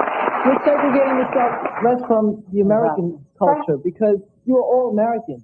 You're segregating yourself. Don't think of yourself as different from me because of how my parents raised me. I think of you as equal as me. Slavery is different. You can educate me. When you fill out an application and they ask for your race, what do you put? People always ask that. What the fuck does that have to do with anything, man? I'm Caucasian. You put Caucasian. So you choose the master race? Why do we have to label people? I don't know why. Why does America label people? Why do they determine your race or your sex before you buy out? Excuse me, baby. Can you just be quiet? You all started the slavery. Y'all white people started the slavery. Thank you, Pamela. Fellas, man, remember, don't be arguing with no females, bro. That's their sport. You're not gonna win no argument with no female, man. That's their sport. Let them argue. Let them argue. You know what I mean? You don't argue with them. You get on your purpose. You stay on your purpose, bro. You know what I mean? You say what you gotta say and then leave that shit alone.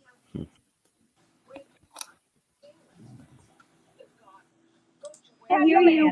Yeah. Why is it then that America makes us fill out these applications when we buy a house, when we buy a car, when we try to get jobs? If it were not important to the quote unquote governing body, I'm I'm not saying it's the correct way to be, but it's the way it is. Yes. Now, regardless of the fact that the way that we stop racism is to understand who we are as people. Yes. Okay, but the only way we can do that is you got to start with that little child. That little child that you raise, whether you're going to raise that child. Yeah, but you saying all the right things, but your attitude and your aura don't read that. You finna raise a racist. You're finna raise a black racist little boy on some militant bullshit. You about to raise another victim now. You still ain't healed from living vicariously through Kunta Kinte. So how the fuck can you raise a healthy young man that's not a victim, that's gonna make himself an asset to our community? You not fitting to raise no asset. You finna raise a liability, sis. Like, look what you're saying. You're reading from a script right now. You're reading from a playbook. As an oppressed individual, if she's an ethnic from an ethnic group, or raise that child to know that she was a queen. Unless she has a queen raising her, she'll never know. And that's where you going wrong, guy. Because you got to have a king. King raise kids. King raise these kids. The queen nurture. You know what I mean? The queen nurture, but the king raised. The king raised through discipline. You know what I mean? And interaction. We agree. Okay, what do you want to say? You just said you don't label people. In the beginning of the show, you label people as our black men. They're not your black men. They are their mother's men. All right? Got Talk your shit. Talk your shit. Talk your like, shit. and they real easy too. Like, real easy, yo. Right. Lead with attitude, ignorance, and slave master mentality. These are our black men. We don't want what you say, Mr. Goodbread. Don't hate my brother. Let me hate my brother. Right. Like, right. You don't know these broads anything. Fuck them. Just be a man. Quickly, respond quickly. I want to answer that question quickly, Lisa. They're my black men. I have brothers. They're mine. I have a father. That's mine. I have a grandfather. That's mine. It's my black men. Wait a minute. She gonna say she have a grandfather. How much you gonna bet the money her grandfather rolling over in his grave? Because our grandparents was fighters. They embraced fucking the KKK up. They embraced rolling running from them. They embraced that shit. That was their cops. That was their entertainment. So for us to be sitting here playing victims is disrespectful to our ancestors. That's right. You know what I mean? Us to be here playing victims to some shit they wasn't playing victims to is quite disrespectful. But only a female can install that level of stupidity in you. Only your hell of a mother can install that level of victimization and non-accountability in you. But I'll let you niggas tell it. All right, I understand when you say that's his mother. Yes, sure. Yes, but I'm saying. And again, you heard her refer to the mother as queen, the queen raising the kids. This is why I stick all that on the hell of a mothers, because they then will tell you it's not all the mothers' fault. You always blaming the mothers, but then they then go and take credit for what they call raising this generation.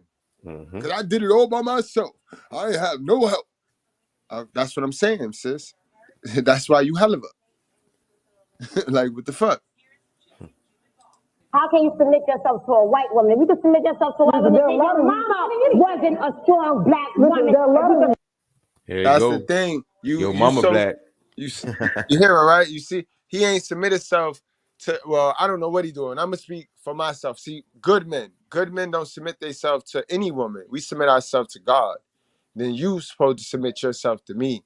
That's how that works. But they're so far removed from any spirit, any Holy Spirit, that they're not thinking about that. All they thinking about is the person. All they thinking about is the human. You know what I mean? They worrying about who we associate ourselves with. as a person. To make yourself feel right. Listen, there are a lot of reasons why black men find themselves submitting, as she calls it.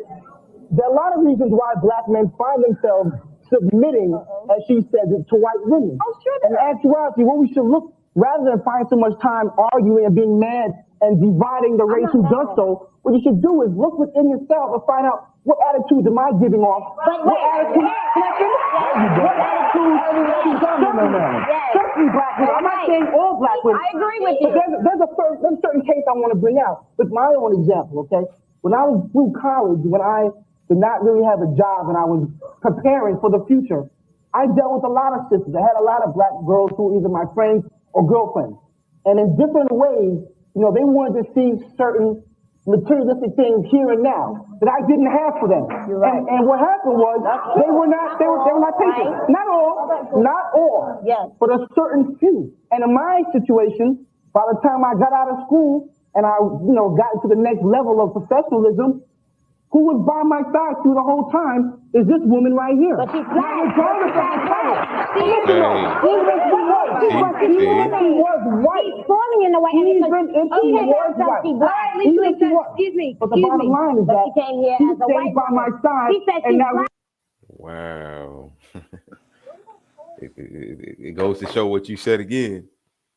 He clearly described that they didn't want him. She was by his side, but because she's white, you supposed to black man. You supposed to struggle.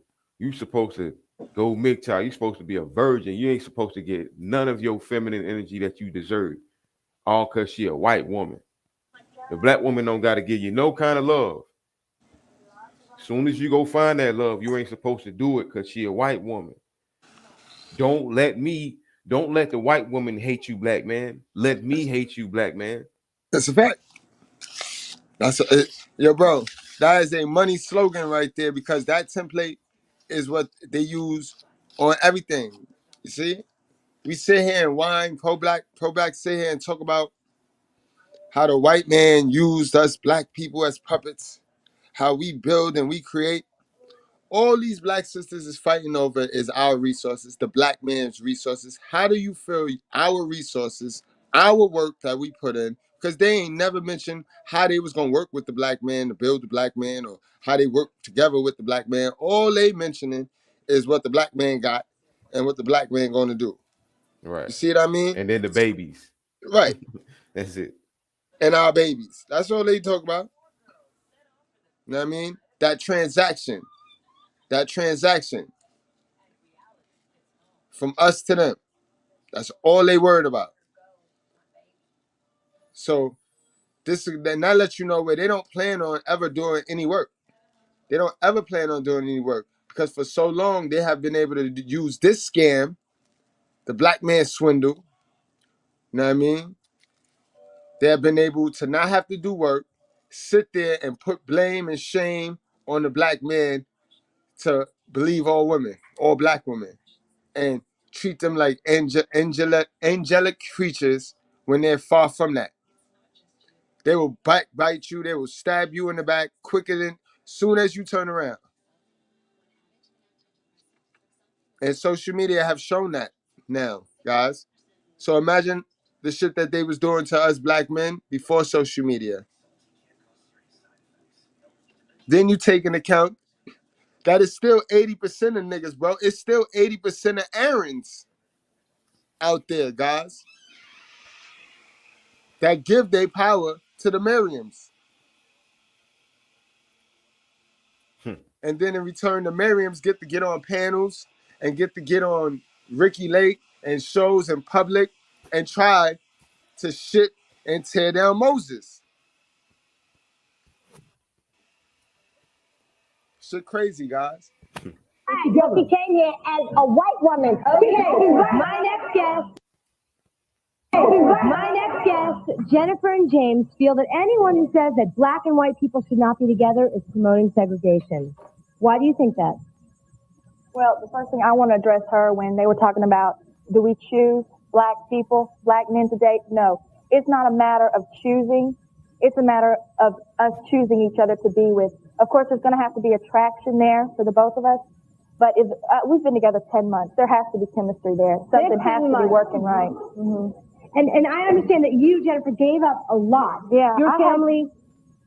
My mom told me that if I came on here today, that I couldn't come home. We sympathize. Please. Wait, let me tell you something. Let me tell you something. Let us respect everybody. No, this is the ignorance that gets them nowhere. Thank you. Let her finish. Yes. I don't know what kind of man you got right now, but if you was my girl, you wouldn't be saying nothing like that. How hard to beat her like in Jungle Fever, The Father D, Annabella Seawall? Why are you so angry though? No. Why are you They are perpetuating the stereotype right in front of y'all. Right in front of us, bro. Goddamn. We're in contact 400 years of slavery. The reason I came is because I feel so strongly about this. Yes. My parents did not only raise me to believe that people are people, but they said that with me doing this and where I live, that people would be coming after them. I have relatives who are in the KKK, and I'm not ashamed to admit that. But the thing is that what they say and what they do has no influence on my decision to stay with him because I love him. Where will you go?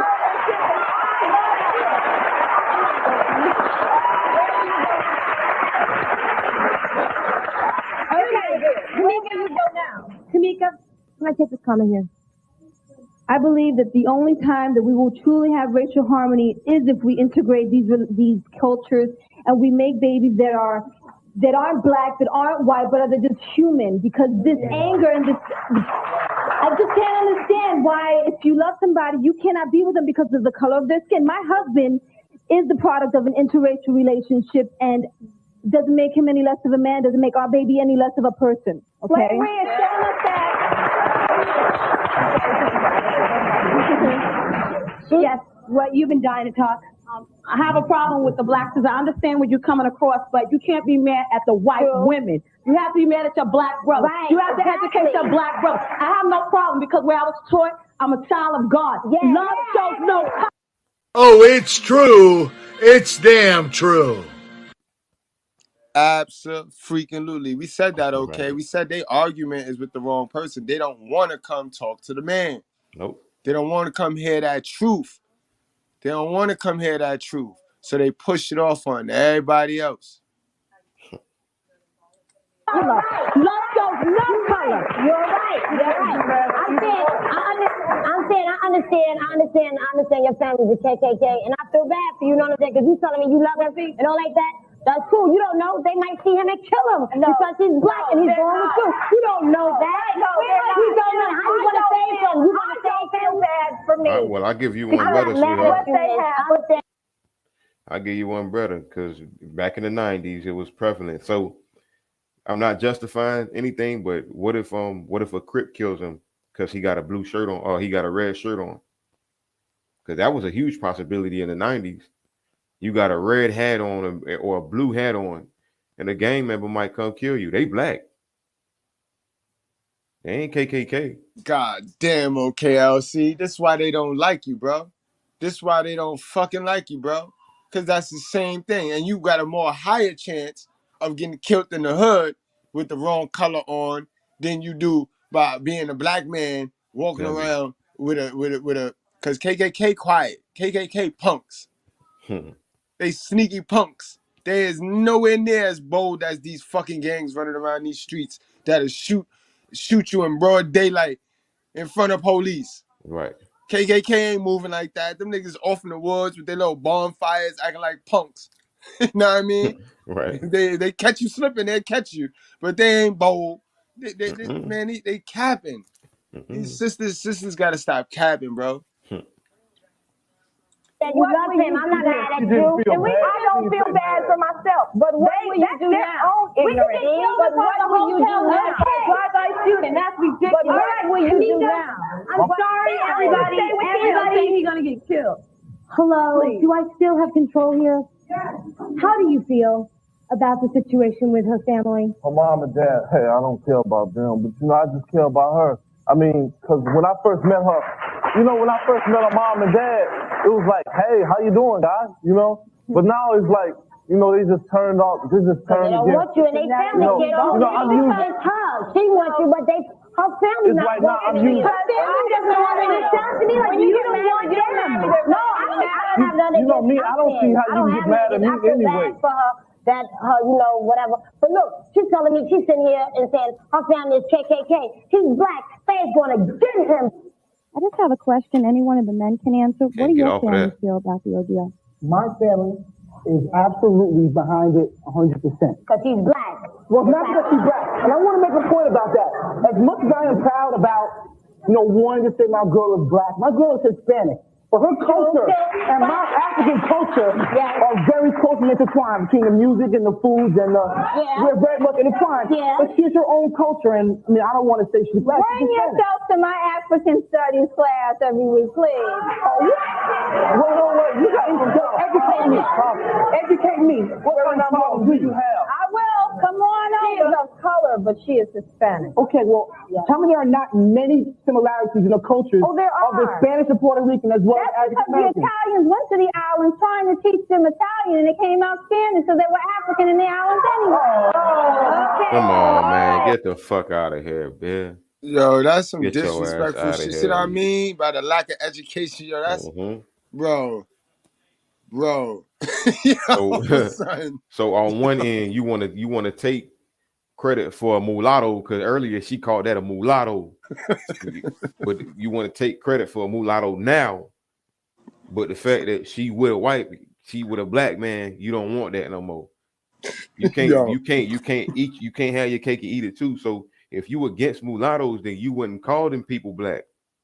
You wouldn't call that Spanish girl black or woman of color, because you don't like when black women and white men, or black men and white women, have sex. You don't like when they babies come out. You call that mulatto. But all of a sudden, the Italian and this person had sex and came out with a Spanish person. Your argument is not good, man. It is not good. Right. right. Try again. Try again. Moving on. What do you want to say? What goes on is that a lot of history is really his story, which maybe you might have read. This could have been not really accurate. And she keep talking about her African studies class. I'm just noticing, it seems that a lot of these people on the stage are speaking, but they're not listening. They are not hearing what is going on. Exactly. And guys, that's why if you watch us now tuning in, when you catch the beginning of this live right here, I gave you guys 7 rules of engagement when you're having a critical race theory argument, guys. These are one of the conversations in life you cannot avoid, guys. It's gonna come up. Oh yeah, it's gonna come up. You know what I mean? And you should be prepared for it, because you're gonna have to teach it. You're gonna those of us raising kids, you're gonna have to know it. You're gonna have to learn it, and you know what I mean. You just need to know it, guys. All right. So that's what we're doing here. So again, I told you guys to always listen to their perspective, right? Get clarity and remember who the enemy is at the end of the day. They're not remembering. The black women on this panel is not remembering the enemy. The enemy is Satan. Satan wants to divide us. And the black woman is not thinking about that. They're being selfish and prideful. And remember, pride came before the fall of Lucifer. So don't be that. They seem very close-minded. What do you want to say? We up here talk about how we don't want our black men with our white women, but we sit here, black people trying to be. You got fake nails, contact. Oh yeah. Oh yeah. Yes, ma'am. Yes, ma'am. Let's go. Yes, All ma'am. Right. All right. So now listen. Now it's a couple. This is why you cannot say all, guys. This is why you cannot say all. I'm gonna play that back. Shorty came all hot and cooking, and she looked quite modern. She looked like she looked like she could belong. She was a blast to the future. She didn't look like these black women on the stage who look like they was just now transitioning from the 70s and 80s. These bitches look like robots. They look That's your grandmama right there.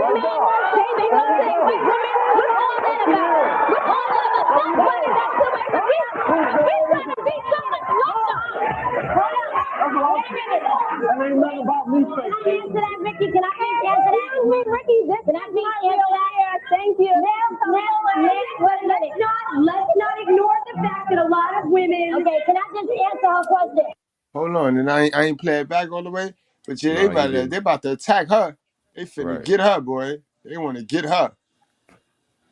Stage are speaking, but they're not listening. They are not hearing what is going on. They seem very closed-minded. What do you want to say?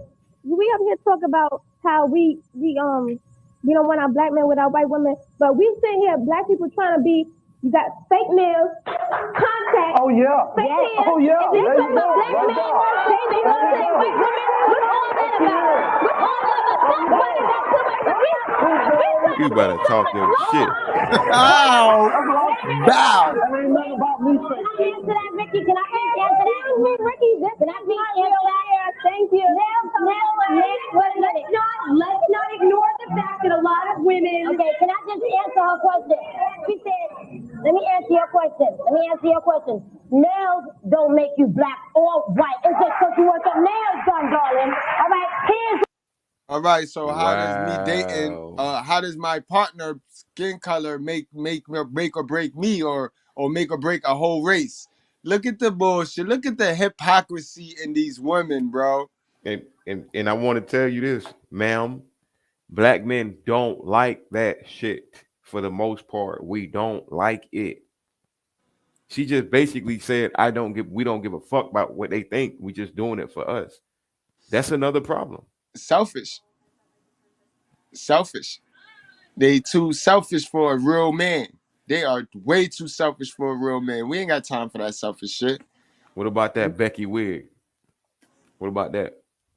She can't explain that. Explain yourself, man. Explain yourself, ma'am, sis. My sister.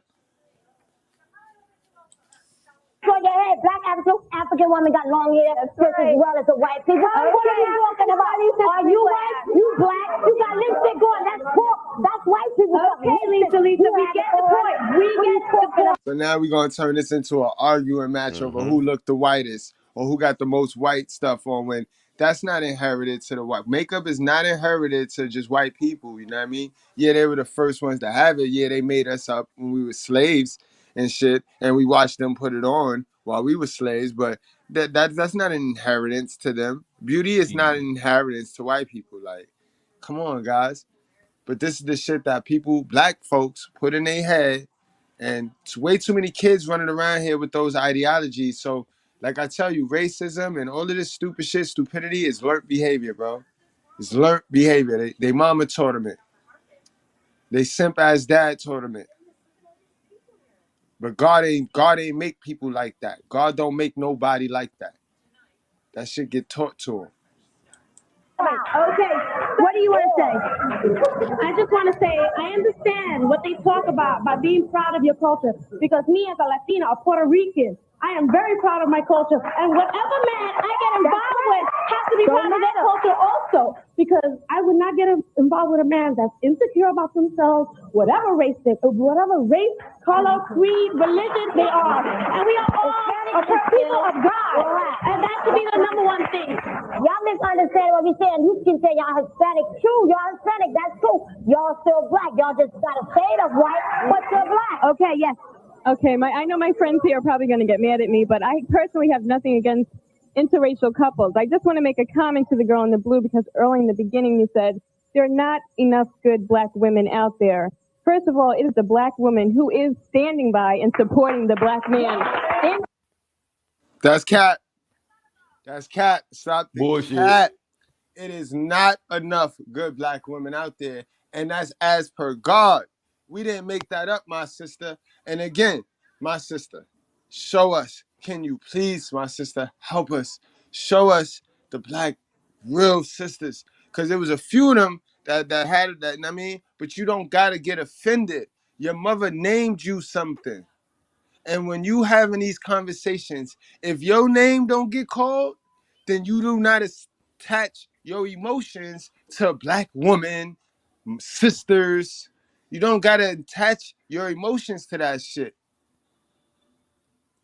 Oh She man, about to get triggered, okay? I see it. She finna get triggered crazy. Times of trouble. We have kept him here. We have kept him alive. We have kept him surviving. Please don't take that away from us because we are doing everything. Sisters, yo, sisters, They take credit man. for everything, man. Sisters, y'all gotta stop taking credit for that. Like, all right, again, guys, this is biblical war, right? This gender war. It is a war between 80% of modern black women, 80% of modern white women, 80% of modern Latino women. You get where I'm going?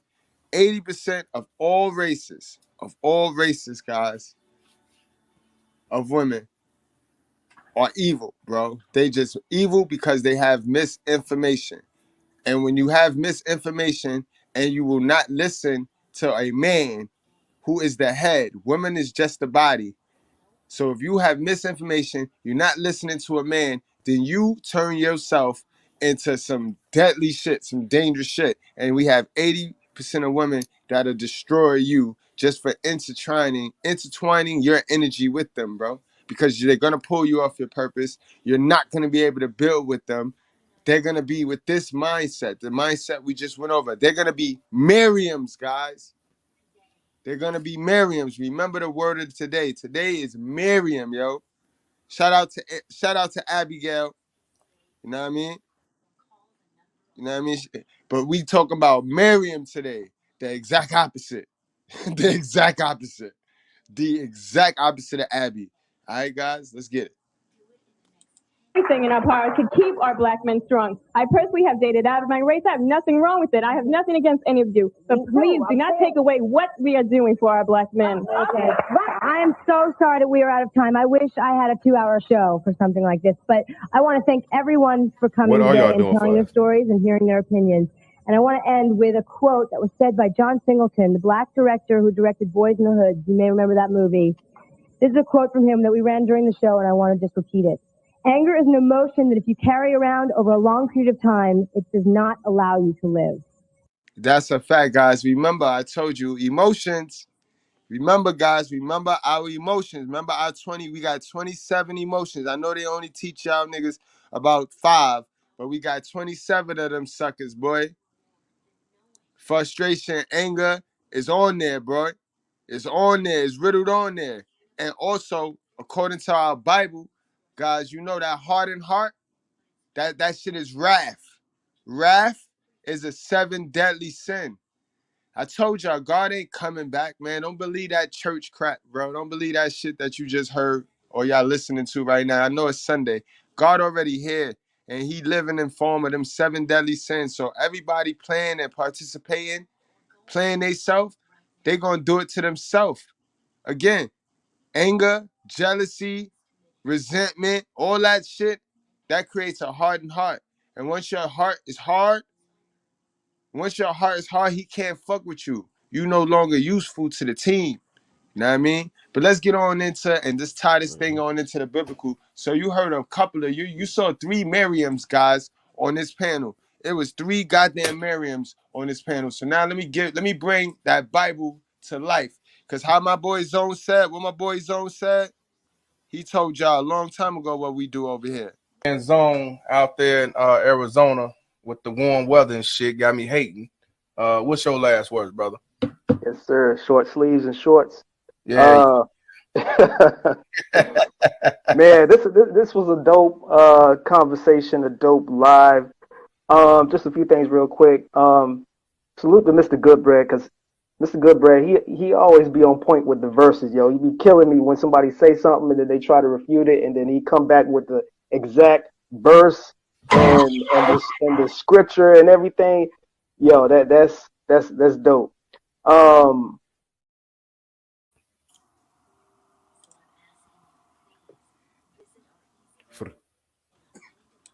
we will be looking at a question that has been asked on Numbers chapter 12. And the question is, why did God only punish Miriam and not Aaron, yet they both spoke against Moses in Numbers 12? I pray this video will bless you, and to receive more videos like these, please consider subscribing to this channel. God bless.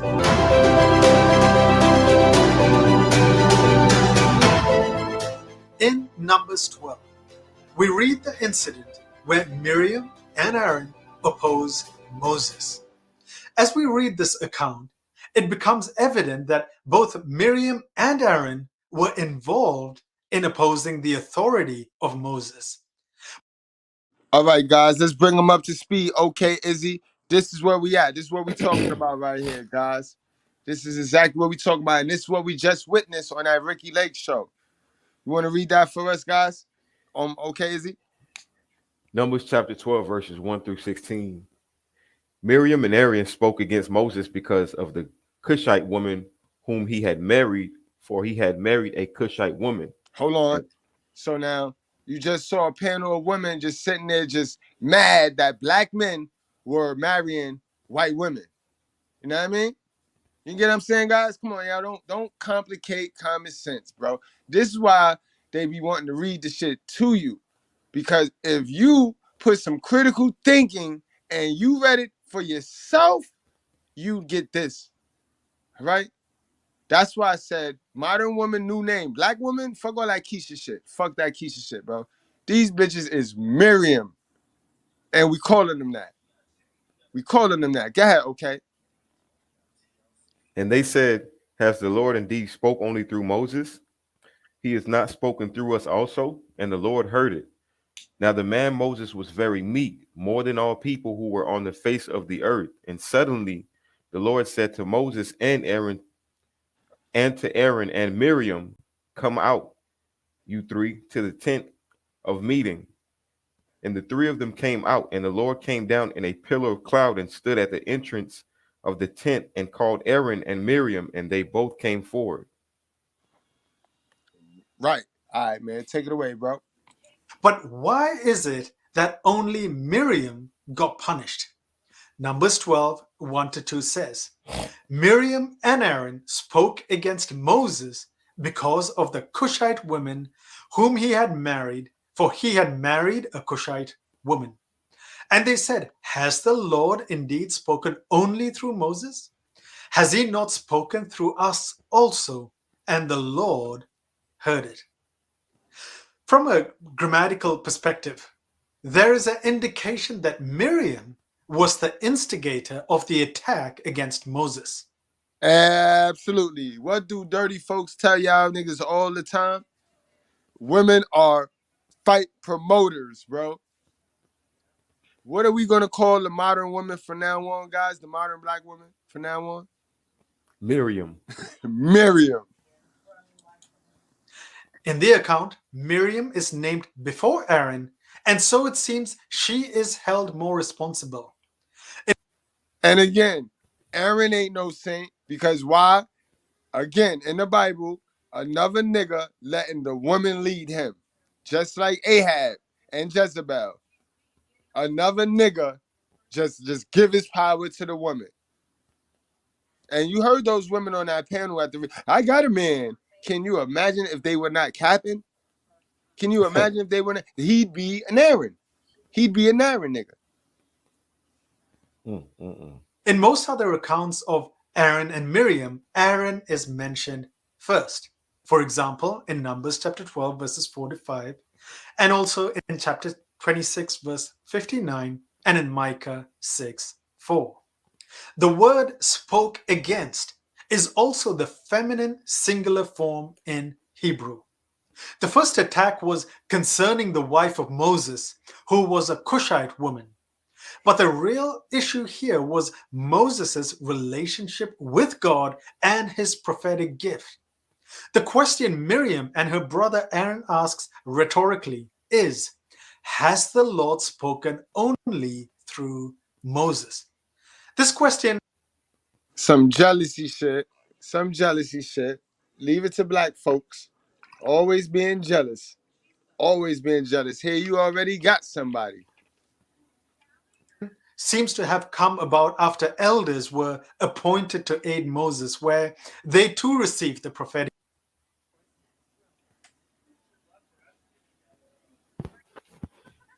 Uh-oh. We right here, guys. We be right with y'all.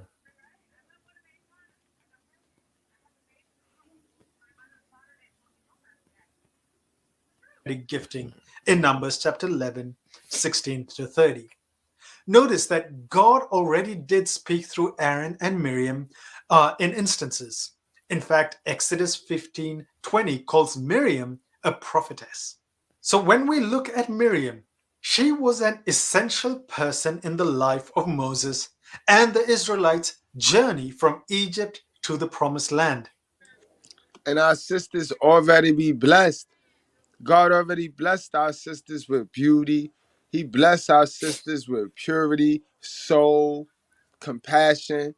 You know what I mean? He blessed our sisters with everything that's on the woman list. This is what God bless our sisters with, bro. But they still want more. They still want the shit on our side. They want the shit on our side, okay? Like, how greedy can you be? God damn. You weren't built that way, sister. Miriam was the older sister of Moses and Aaron. She helped preserve the life of Moses, Exodus 1 and 2. She helped Moses' mother become his nurse and led the singing of the first psalm recorded in scripture. Oh, so you see how that worked. And Miss Goodbread, she could tell you, she could testify. The virtuous women, they get the shit into the stick, bro. They do all the work, bro. And guess what? She still can't come at me with the I do everything. She can't come at me with that because I submit to God. And that's the hardest thing to do. You know what I mean? That's the hardest thing to do. I could sit here, I could come home from work, because I'm a worker. So I come home from work and jump right on my PlayStation. I could care less what her task was from God, because she gotta do it. I didn't give you that task. So no matter what she put on her table, aside from what God got for her, that's on her. And you got to mess with women that's cool and understand that, bro. She understands that she could be modern. She could run her ass out here and be as modern as y'all modern niggas. You know what I mean? But God gave her a task, and if she don't complete that task, shit, I'ma leave. Cause I can't deal with the fury. I ain't inheriting that bullshit that he finna do to you. That's how that work, guys. That's how that work. But you gotta submit to God first to understand that and to be able to know that and be able to use that when she come at you with the, yo, I feel like I'm doing everything. Yeah, you're supposed to. Nigga, that was your punishment. You ate that apple, nigga. You ate that apple, nigga. That ass, y'all. And it sound cruel, but it's direct and it's true. You know what I mean? But you see, I'm always on my purpose. Real guys is always on their purpose, and that will always have you. No matter how fly she want to get, she get to thinking that motherfucker on his purpose. Another bitch will be there. You know what I mean? Come on, y'all. Come on, guys. That's how the game go. It's a fact. You have to submit though. Exodus 15.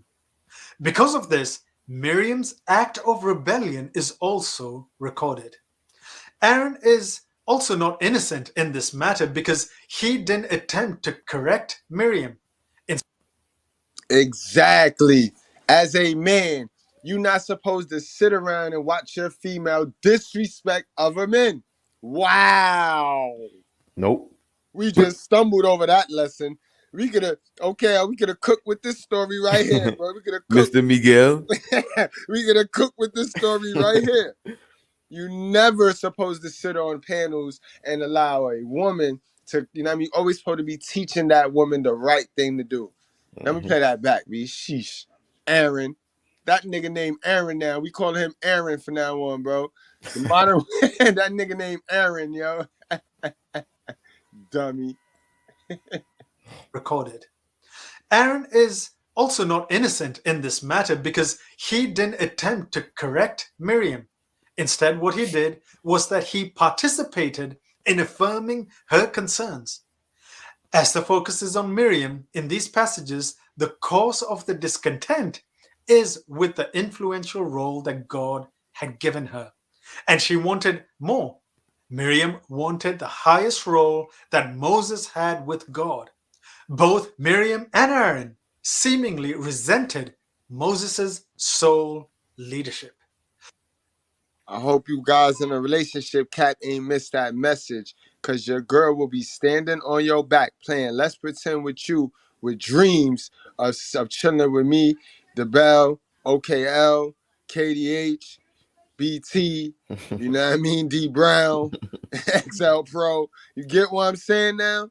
You get what I'm saying? Because this Miriam spirit is a selfish spirit, just like modern women who are not content. Know what I mean? They're not content. Hypergamy, just they hypergamous.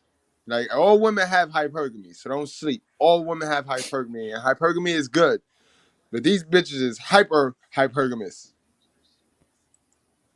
The Lord heard this private conversation and immediately called Moses, Aaron, and Miriam. As punishment, Miriam became leprous like snow. Look, he turned to white. He said, "You want to be white so bad, bitch? You white now."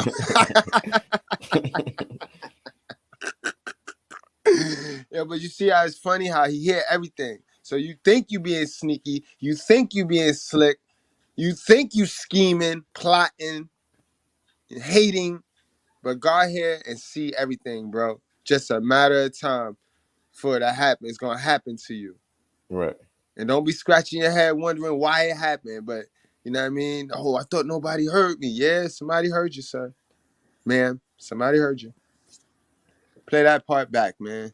Told you these modern women is Miriam. Miriam. Had this private conversation and immediately called Moses, Aaron, and Miriam.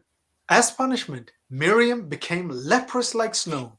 Numbers 12:10. So we must note that all the details of the conversation of what happened between Miriam and Aaron are not recorded. Yet based on Numbers 12, 1-2, it seems Miriam was the instigator, and based on the Lord's punishment, Miriam had a large part to play. The Bible does not explain why Aaron was not punished in the same way. A possible explanation is that Aaron was the high priest to bear the iniquity of himself and the whole nation. Exodus 23:38. No, it's because he was a man. He was a man. And much like how Adam didn't really brunt the bad end of that, even though he participated and did not, you know what I mean, step in. We were here to work hard anyway. We were already designed as men. We were designed to work hard. You know what I mean? So our punishment is not going to feel like a punishment, even though our punishment is to work hard. This is why I told you my purpose and my ability to work hard is the reason why I inherit the land. Is the reason why I found the virtuous woman. You have to be working hard. I don't be trying to scheme or get out of working hard, bro. You got to be working hard like God asked us to do. That's our punishment. It says, "It shall be on Aaron's forehead, and Aaron shall bear any guilt from the holy things that the people of Israel consecrate as their holy gifts. It shall regularly be on his forehead that they may be accepted before the Lord." And see, he did suffer because he had to wear that L too. He had to wear that L right there in shame and knowing he didn't do the right thing. So he wore that L. Because of the office of Aaron as high priest, he would be bearing the iniquity of all. This would include Miriam's and his own sin. If Aaron had also been struck with leprosy, then he couldn't conduct the duties as a priest according to the law in Leviticus. Aaron readily admits his fault as soon as God punishes Miriam. asking for forgiveness and interceding for Miriam to Moses. And see, a man gonna always take that accountability. We are designed. Remember, if the Titanic sink, okay, Al, you know, we designed to get that seat up. We got to swim to shore, let the babies and the women take the safe boat. So by design, we are designed to do that. We're designed to protect. That's right. And that might have saved Aaron too, because he bowed down. He bowed down because it's a surprise why God ain't strike his ass down either. In Numbers 12, 10 to 11, it says, "And Aaron said to Moses, O my Lord, do not punish us, because we have done foolishly and have sinned. Let her not be as one dead, whose flesh is half eaten away when he comes out of his mother's womb." Moses cried out to God, and the Lord hears and delivers Miriam after she is shut outside of the camp for 7 days. And that's crazy. Even though she hated on Moses, and that was the reason why she got punished, he still prayed for her, and he still asked that she get help. She be helped. She be healed. You know what I mean? It's just in us men to be suckers. It's just in us to be suckers. Due to her leprosy. Friends, there are some great lessons we can learn from this incident. Firstly, be content with your God-given position. Facts. Miriam was discontent with her God-given position and wanted more, and it caused her to sin against God. Miriam wanted to step outside of her role and step into Moses' role. Sometimes the same can apply to us. Are there instances in your church, workplace, or home where you want to step outside of your God-given position and step into somebody else's role? These ambitions are often caused by pride and can lead you down a path of sin, often starting by complaining, getting others to join in with you, and finally rebelling against God himself, who has positioned someone else in a higher role. Instead, be humble and work as for the Lord in the position that he has given to you. In his timing and in his sovereign purpose, he can promote you to higher positions if he so wills. And as you remain faithful to his call, he will enable you to fulfill all that his plan is for you. Colossians 3:23 says, "Whatever you do, work heartily as for the Lord and not for men." Secondly, the Lord hears even the secret things. Numbers 12:2 says, "And the Lord heard it." You see, God hears all things and he knows all things. When God hears and sees, he sees the heart's intention and not according to mere appearances. Miriam and Aaron were accusing Moses of the very same sin they themselves were motivated by, and that was pride. Sometimes we too can have private conversations and forget that God is listening. Matthew 12, 36 to 37 says, "I tell you, on the day of judgment, people will give an account for every careless word they speak, for by your words you will be justified." Yo, let's break that part right there down. Okay, that's a damn good verse, man. All right, And this, all right. I hope y'all appreciating the content today and appreciating the talent today, and how I tell y'all, no lies, bro. Like I said, in this verse that we're about to go over, everything I say gonna be facts checked. Everything I say can be facts checked. And if y'all get a chance to be alive when he returned, and y'all see the way he honored me for telling the truth, the whole truth, and nothing but the truth, y'all gonna be like, damn, yo, that boy good. That boy good. That boy good. Miss Goodbread, yo, chill. Chill, Miss Goodbread. Don't be coming here bringing that feminine energy on here. But we don't beef over here. We don't beef over here. This the Brutally Honest channel right now. We chilling. We vibing today. But I'm thinking about going live. I'm thinking about going live on Rumble, having a funeral over on Rumble. Okay, what you think? Later today on Rumble, live Rumble. The funeral over there at Rumble. That ain't a bad idea. That ain't So a bad idea. we could have a concert, a live concert, cause you know what I mean. He going out with a bang, bro. No, listen. I'm gonna bring my suit, a little all white. Yeah, you know what I mean. You gotta let the doves go. You know, I got that video with a man. He was squeezing the dove so hard, and he went to throw it, and the shit died.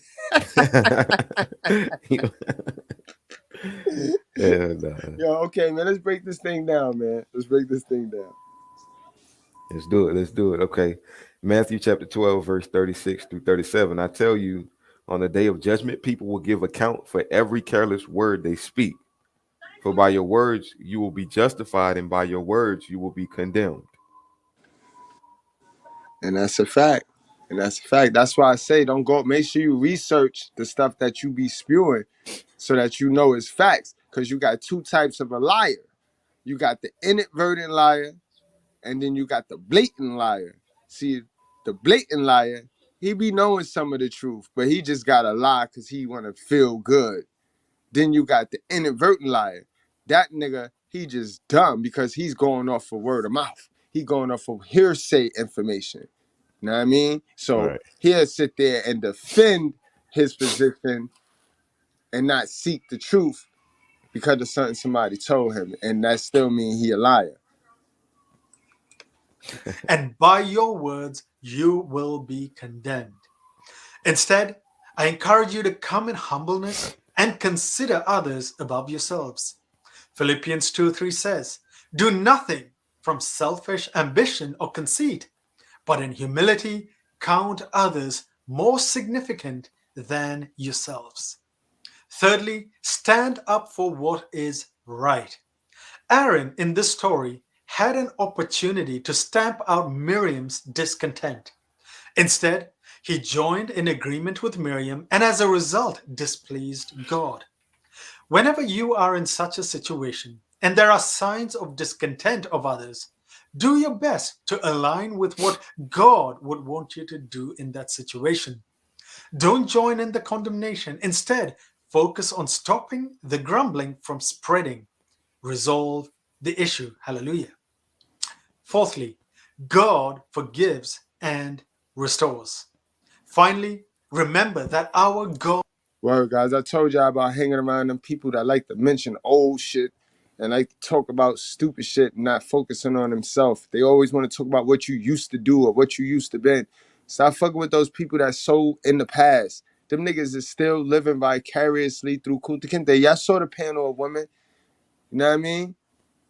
Them niggas is like allergic to change. They're allergic to switch up. Them niggas look at switch up as you being funny, you moving funny. They don't understand switch up is growth. If you're not growing, you're dying, bro. God is gracious. If you have fallen into any such sin, you can always come into repentance before God and ask Him for forgiveness. 1 John 1:9 says, "If we confess our sins, He is faithful and just to forgive us our sins and to cleanse us from all unrighteousness." So in closing, we may seek the same approval as Moses did before God in all of his humbleness. Moses was very meek, in fact, more meek than all the people on the face of the earth. Numbers 12:3.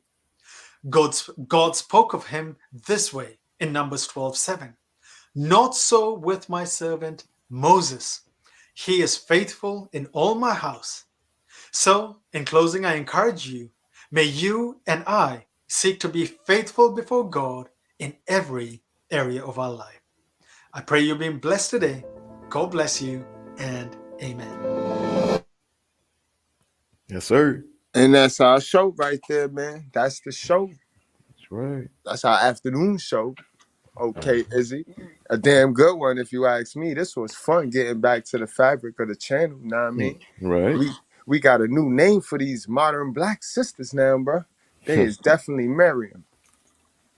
I agree with you on that. This was a very informative show too. Feel good to get back to the fabric too. I really felt good about this one. That's a whole fact. Yo, salute to Zone. Zone, you got to teach me how to do the Rumble. You got to teach me how to get the Rumble link. And you got to teach me how to pin the StreamYard link to the top. Because I don't know how to do that. But guys, we definitely, what we're going to do is we're going to go to Rumble later on today, right? So what I'm going to do is, for you guys watching, you YouTube heads and you YouTube feeds, I'm going to make a short form video. A short form video going to come out probably like around 8:30 on YouTube. And in that short form video, pay attention, guys, and follow instructions. In that short form video is going to guide you to the link in that in that short form video, in that description box on that video, going to be the link to the live Rumble. So we will be live. Once you click into that link, at any given time you choose, we will be live over there for the funeral, yo. All right? So we're going to have a good old time on Rumble tonight, and we're going to celebrate, you know what I mean, catching the liar. We're gonna have a great time because, you know, Rumble, guys, I don't know if you know this, but Rumble is right up our alley because, you know, we get to be creative. So we ain't got to worry about copyrights. I get to play songs. We could sing along. You know what I mean? It's the chat, the same thing. You might have to sign up or sign in or whatever, but you could do that early because you do not want to miss this, bro. You do not want to miss this. You know what I mean? You do not. So, I mean, okay, you got anything you want to add before we go on and close this one up? No, man, we undefeated, man. We undefeated, guys. First I'll hit the like button. Appreciate the engagement that you guys show. Y'all the loyalist chat and YouTube, man. Stay tuned for Whole Face part. What am I on 25? I think you're on a quarter piece. I think you're on a quarter piece now. Yeah. We're gonna do the Whole Face part 25 tonight Eastern time. What time are you doing your Rumble? Because I don't want to contradict your timing. We'll be on Rumble. We'll be probably Rumble 8:30 tonight. Rumble, we'll be live on Rumble at 8:30 tonight, guys. Okay. So I might hit y'all with a late night show. I might hit y'all with one of them late night lives, you know, for my folks in the East Coast and shit like that. There, you know what I'm saying?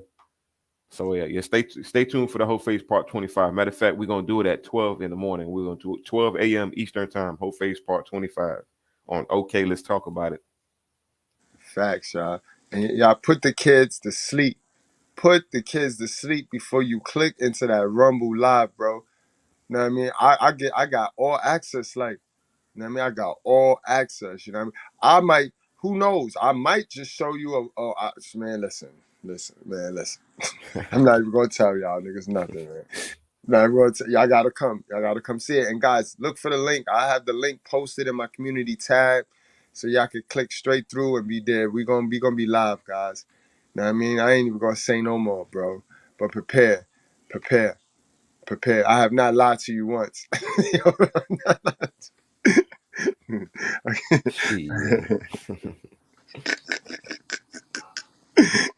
All right, guys, we out here, man. Appreciate y'all. Love y'all, man.